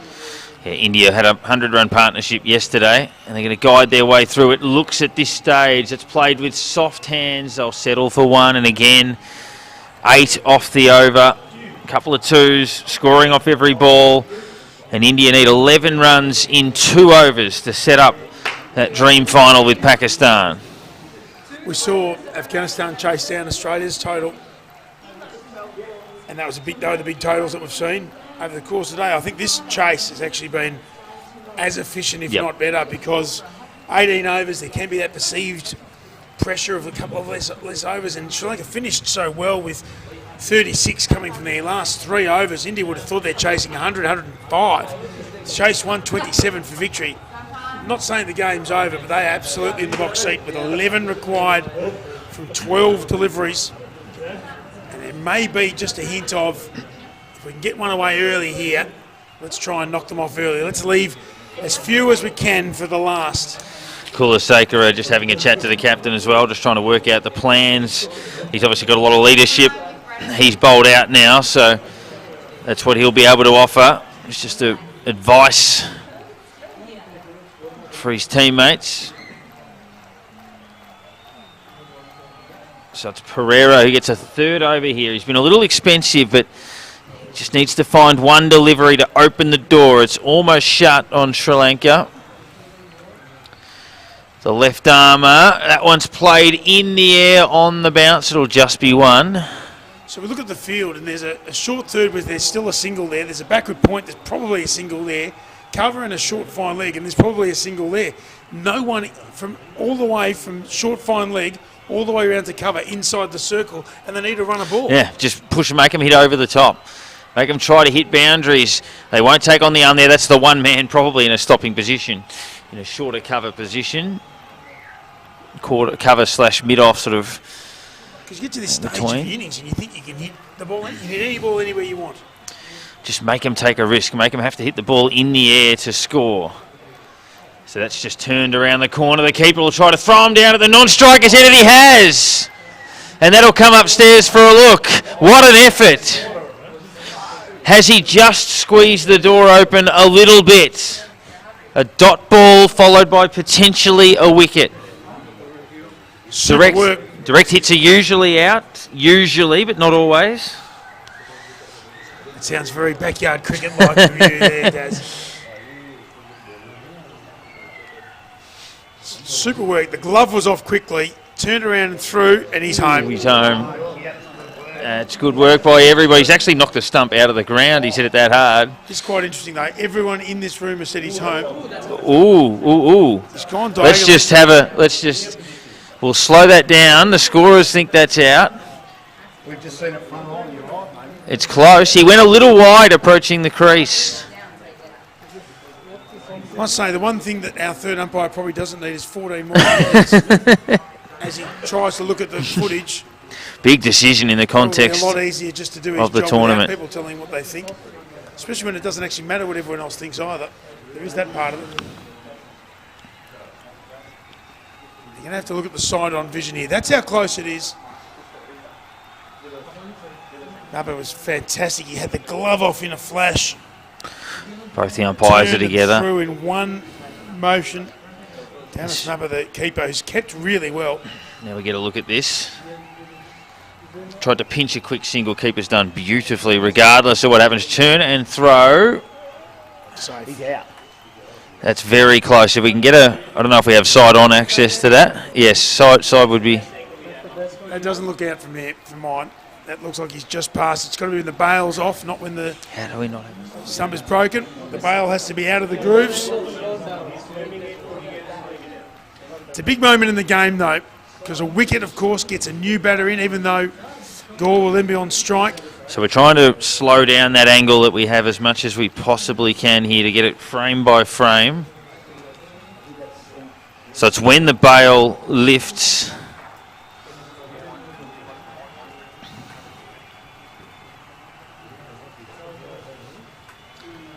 This is the And Harry's intensity come to that have a comes look. with the Aussie Cricket League. It's great to have the technology here. Have a look at the slow motion vision. Out. Is the bat on the crease? That'll be the question that the third umpire will need to make of the decision. It's out. What an effort by the keeper. He's thrown the stumps down. All of the drama of the cartwheeling off stump. And the batsman just veering slightly wide on the run. And it's cost him the millimetres that have cost him his wicket. Gareth Nupper there got the glove off in an absolute flash, turned and threw in one motion. For some reason, the batter, you're right, the batter Chowdhury's gone on the angle. If he went straight, what's ever happened to just being in the line of where the ball's been thrown and then turning around and apologising to the keeper, saying, oh, sorry, mate, I got in your way. Yeah, because you've got every right The to umpire run comes up straight. and goes, Yeah. Don't do that. Okay. No worries, won't do it but I'm next still time. out here. Yeah, that's right. The amount of balls you cop in the back of your calf or the back of your shoe, but you're still out You're there still there, making yeah. runs. It's a fair bit better than the pain that goes with being run out by the keeper. So significantly, that's 2 dot balls in a row and a new batsman. So 1 dot wicket, and the wicket is another dot. So 10 off 9, so that slips the equation just slightly to more runs than balls, which is significant. Peru 18 or 15 holds the key, and he's on strike because they're obviously able to. Well, he's off strike because that was thrown back to the other end. What an effort by the keeper that was. Drew Gore on strike now. He is on strike. Yep. Drew Gore will be facing. Shran comes in. And that's true. That's an important point, that the set batter is on strike still. 10 required from 9. Nothing if not drama in Aussie Cricket League matches, and especially semi-finals. Barinder Shran, a new batter at the crease, but at the non-striker's end. Can Peru keep the momentum going? He can't. It's 3 dot balls in a row. The fight back is on for Sri Lanka. Sahan Pereira had gone for 20 from 2 overs. Got thrown the ball again, which was a surprising decision, we thought. However, composure under pressure. 10 off 8. Tightening up. 2 to come in the penultimate over. He comes down the track. He hits it in the air. It'll only be 1. So 9 off 7 with a new batsman to face. So Perugor, of course, has got strike for the next over now, pending on what happens this ball. Do you say to Bryn Strand, you go for a hit like we've seen Try to hit a before? boundary, yeah. Try and hit a boundary. Try and get an even number off this. Try and hit a boundary because that will reduce the rout for next over and it will keep the set batter in Perugor on strike, who's 19 from 17 and has been hitting them well the last 2 days, all week, in fact. Leave it that they'd only need potentially, well, 1 boundary from here might be enough if they knock the rest around. So of these last 7 balls, they may only need to hit 1 boundary. They may not need a boundary at all, depending on what they can do with running between the wickets. Last ball for Pereira in the second last over. It swung hard into the gap. They'll run the first. They'll come back on the arm again. Good throw, but good running. And we're down to 7 off the last over. That's a very handy 2 to finish. But all possibilities alive, even the super over, if we can see it. Well, we're going to have to get some brighter lights if there's going to be a super over here, Daz. It is come across. This is the longest day, daylight saving wise, the longest day of the year. It doesn't feel like it. It is closed in and the clouds are everywhere here. Melbourne's cloud cover playing havoc with that. 1 over left for one of these 2 sides in this tournament. We have said since the start they need to go at 7 and over, and all bar an over or 2, they've been going at 7 and over. It's been a really consistent run chase. And in order to win the game. The only problem for that is that you then need 7 off the last over, which it's not a huge amount, but it's runs. You've still got to get them. It's more than 1 or 2 shots. So Sri Lanka have already bowled Kulasekara out, so it won't be him. Looks like Janata will get the Arosh Janota to bowl the last over. 3 overs, 1 for 14, so he's gone at 5 and over. If he goes at 5 and over here, they win.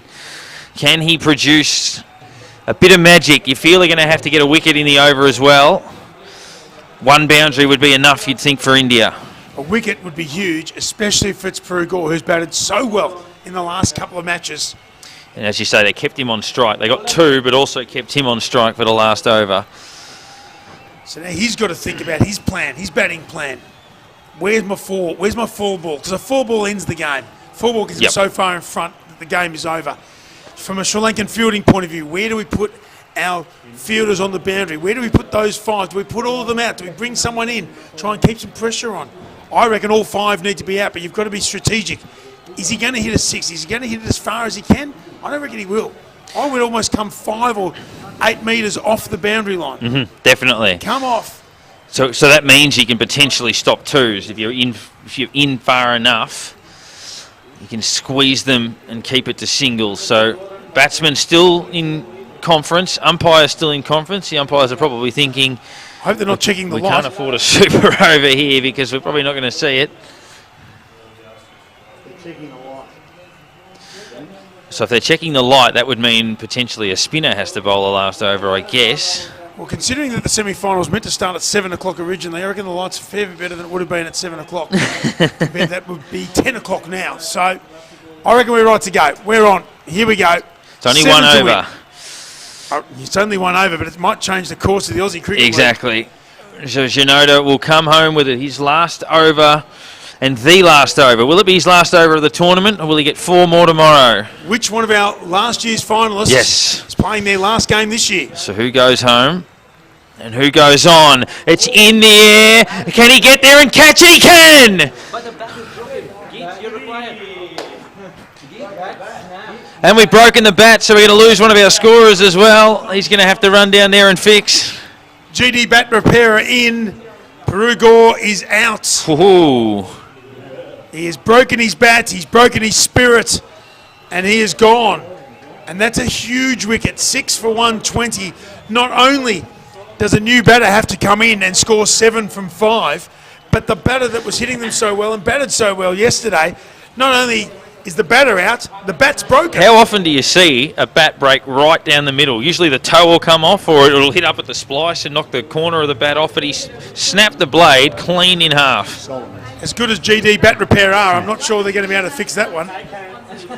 Solomon's with a superb catch too, running flat out low to the ground. Well, he came in and hit 6 of his first ball. He was part of the last 3 over run fest that was the Sri Lankan innings. How important are those 36 runs from the last 3 overs looking now? Sri Lanka and a wicket. The other thing it does, the intangible thing that it does, the spirit of Sri Lanka's up. They're up and about now. What a good catch that was. Can they break India's heart for the 2nd year in a row? They beat them in the final last year. Can they deny them a passage in this year? Should we not forget also, he's running in to catch that with half a blade flying past That's his scone. That's a good effort to concentrate just on the ball. 7 off 5 with 2 new batters at the crease. Only 1 ball faced between them. Now, Jet batted bowled really well, and we've talked about all-rounders. When they bowl well, sometimes they bat well too. Shinoda into again. 2nd ball of the last over. It's gone up in the air. That's catchable again. Solomon's underneath it. Easier than the last. He takes it. He's on a hat-trick now, Shinoda, and Sri Lanka finishing over the top of India here. This is remarkable cricket. We said that there's going to be another twist in the tail somewhere. We didn't think it was going to be 2 catches off the same bowler to the same fielder in the same spot. It's not necessarily very clever batting. No, I was going to say, it's not smart batting. 7 required from 6. Tries to slog a boundary to the mid-wicket boundary, gets caught. 7 required from 5. Tries to slog a boundary to the leg side and gets caught. Surely someone will come in with a cool head. And remembering, 2 a ball gets you home. There's 2s everywhere out there. Yeah, that's right. And they just got, and now they're in a position where 7 off 4 means you have to hit a boundary somewhere to win, realistically, unless you hit everything for 2. But a new batsman coming in at number 9, mind you. It is Tej Gandhi, though. Yes. He can bat. And Dan spoke to him earlier saying, you're bowling beautifully, you get it done with a bat. He goes, hopefully I don't need to. Well, he does. Well, he would have said anything to make sure that Dan stopped stalking him after last year. His and this favourite year. player. It's a little bit creepy, but he is a very good player. He batted really well last year as well as bowling well. Why he's been pushed down the order, not necessarily sure. There's a lot of good batters ahead of him, of course. But can he get it done? He's the sort of batter, he's the sort of cricketer, ball in hand, in the field, with bat in hand, who gets things done. And in the middle of all of this, we have Shinoda on a hat-trick. We've had about 5 hat-trick attempts in the tournament. What a time to get the first if he can. See all the Pakistan players pacing around thinking, who are we going to play? They're stalking along the boundary. They won't mind. They're happy that they're there. The skipper's down here in front of us enjoying a lemon squash. Here we go. 7 required from 4. On a hat-trick comes down the track as he's got it! A hat-trick in the last over of a semi-final. Edging through. Gandhi's gone. The rain is coming. It's raining. Shinoda is the hero. And Sri Lanka are almost there. They needed 7 from 6. With 6 wickets in hand. And he kept saying, it's not over, it's not over. It's and not it wasn't. over, Des. I know you don't often listen to me, but on this occasion you did. And quite wisely so. 8 for 120, and it's still not over. 7 off 3. And there's just a little bit of rain coming down as well. Just to add another little element. All of a sudden now, the Indian batters are thinking, why didn't we take the light? If he looks over to his right, Aros Shinoda, he will see Lasith Malinga on the bench for Sri Lanka. Lasith Malinga in a World Cup took 4 wickets in 4 balls against South Africa. It's a hell of an effort, one of the greatest bowling performances of all time. Now Aros Shinoda might do it in a semi-final here. I reckon Aros Shinoda would be happy just to bowl 3 dots and say thank you very much, I'll come back tomorrow and do it all again. And help Sri Lanka try and defend their crown. India need a boundary. It's driven down the ground. They'll get runs. They run 1. They don't come back for 2. 6 off 2 is the requirement. 5 for a tie. 6 for a win.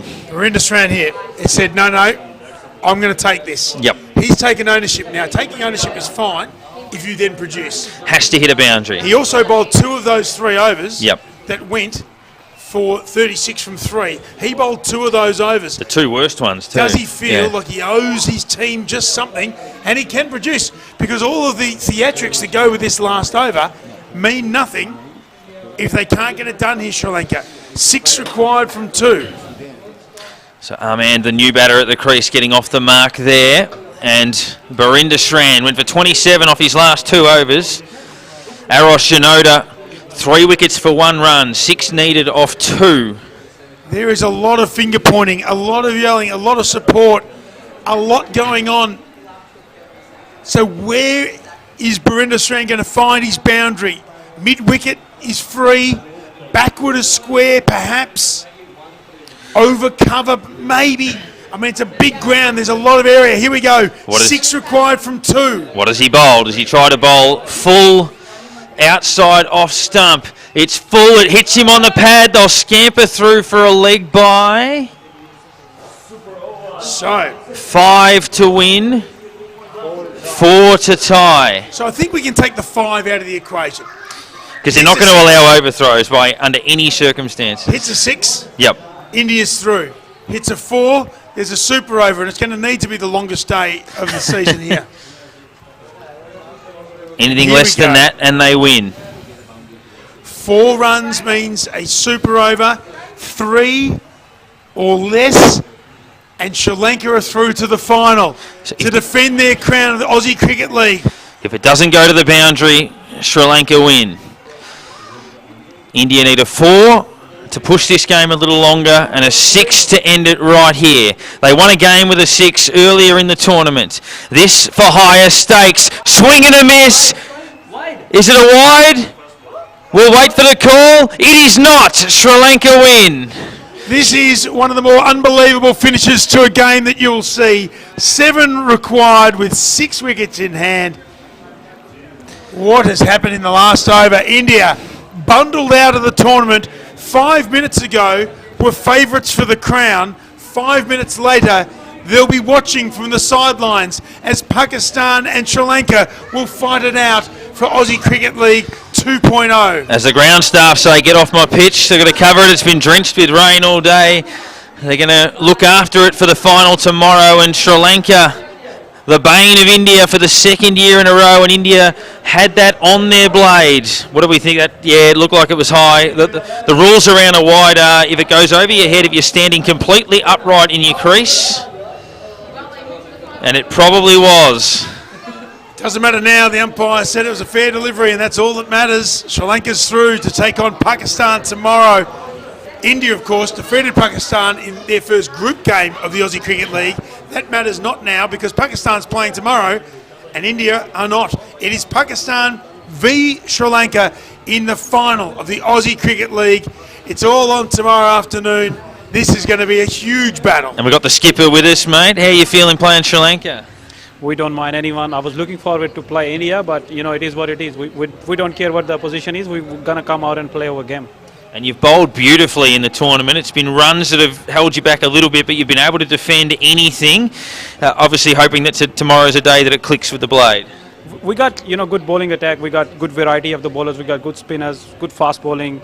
Muhammad Amir, of course, test wickets. But depends. Every game is different. Every day is different. We haven't had the batting performance yet. We're looking forward to it. Hopefully tomorrow is the day when the batters start scoring runs. Good luck and go well. Thank you, mate. Thank you. So great to have you here, mate. Good luck tomorrow. It's going to be a huge game. It is the final of the Aussie Cricket League. If you're in and around Melbourne, you need to get down to Casey Field tomorrow afternoon because it will be Sri Lanka taking on Pakistan after a huge comeback. It has been the Aussie Cricket League for 2022, presented proudly by Oswood Timber and Hardware, and co-presented by Gainride Accountant and powered by Exclusive Migration. Aussie Cricket League will be back for the final tomorrow, and it's going to be, amazingly, Pakistan and Sri Lanka.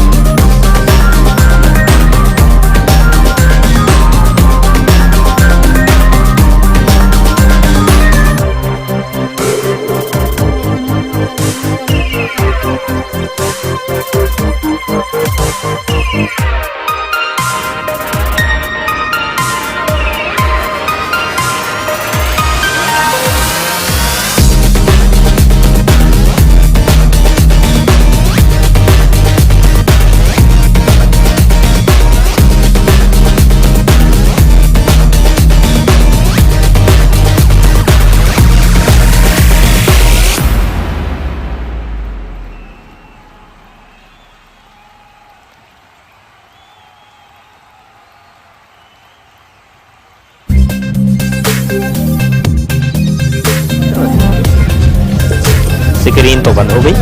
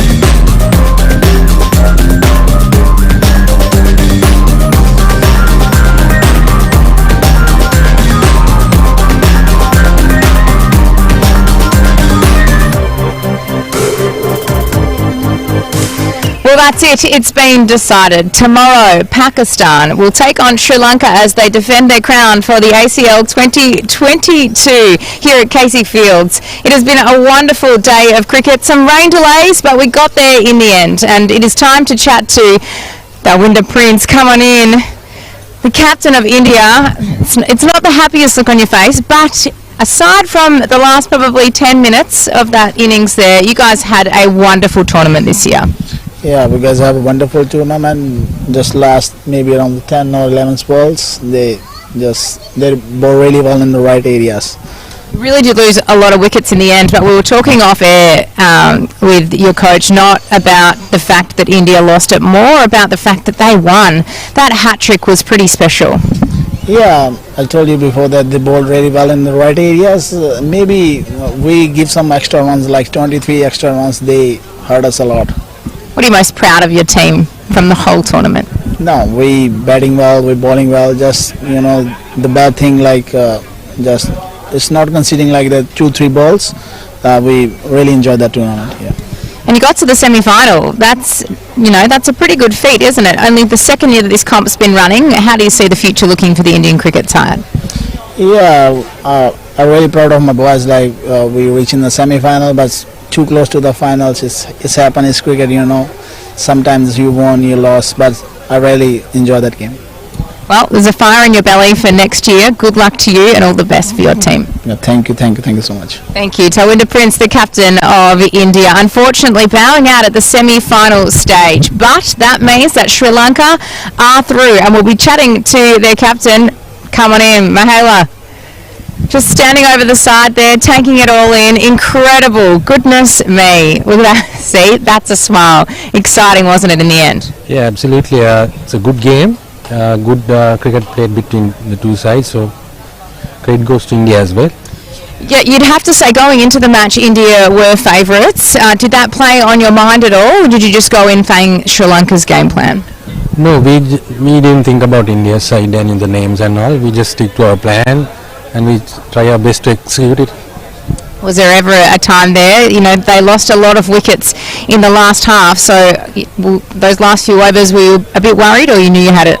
I was a bit worried because it was touch and go, so I backed my bowler, so he did it for me, yeah. And he sure did, Arosh Shinoda. Goodness me, hat-trick on the final over and the first hat-trick of ACL 2022. That was pretty special, wasn't it? Yeah, absolutely brilliant spell. We need that spell at this moment, so credit goes to him.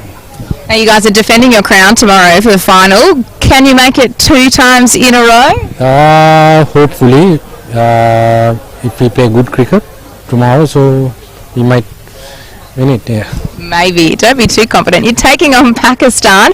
Have you seen any of their games here against your opponents? Yeah, we watched a couple of games. They got a good side. And hopefully we can do well in the finals, yeah.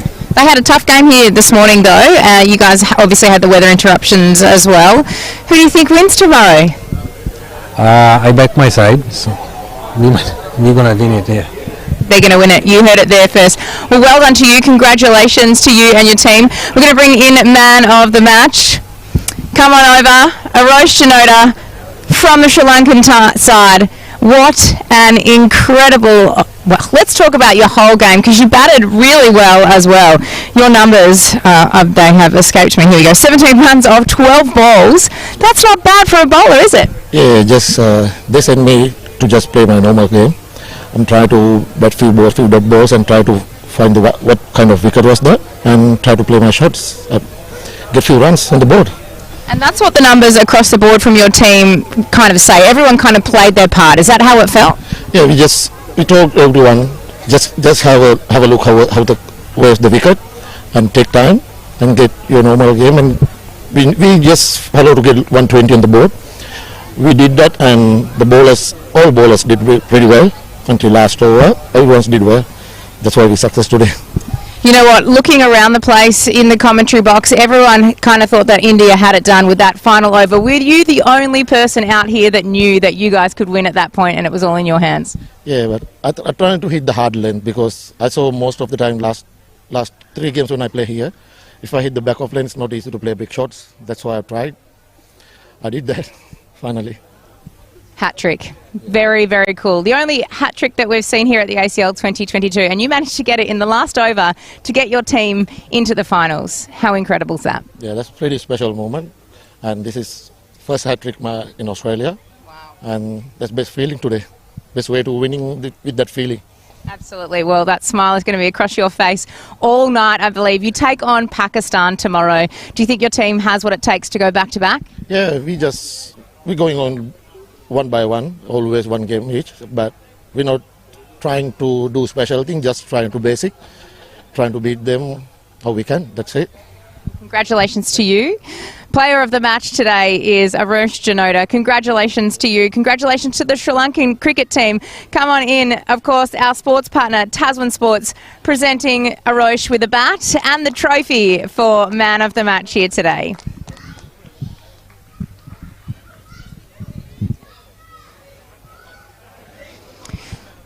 Well done. Well, that's it from Casey Fields. Of course, another day of cricket done. Semi-finals 1 and 2 have been played, and it is Pakistan against Sri Lanka defending the title tomorrow. We'll see you there.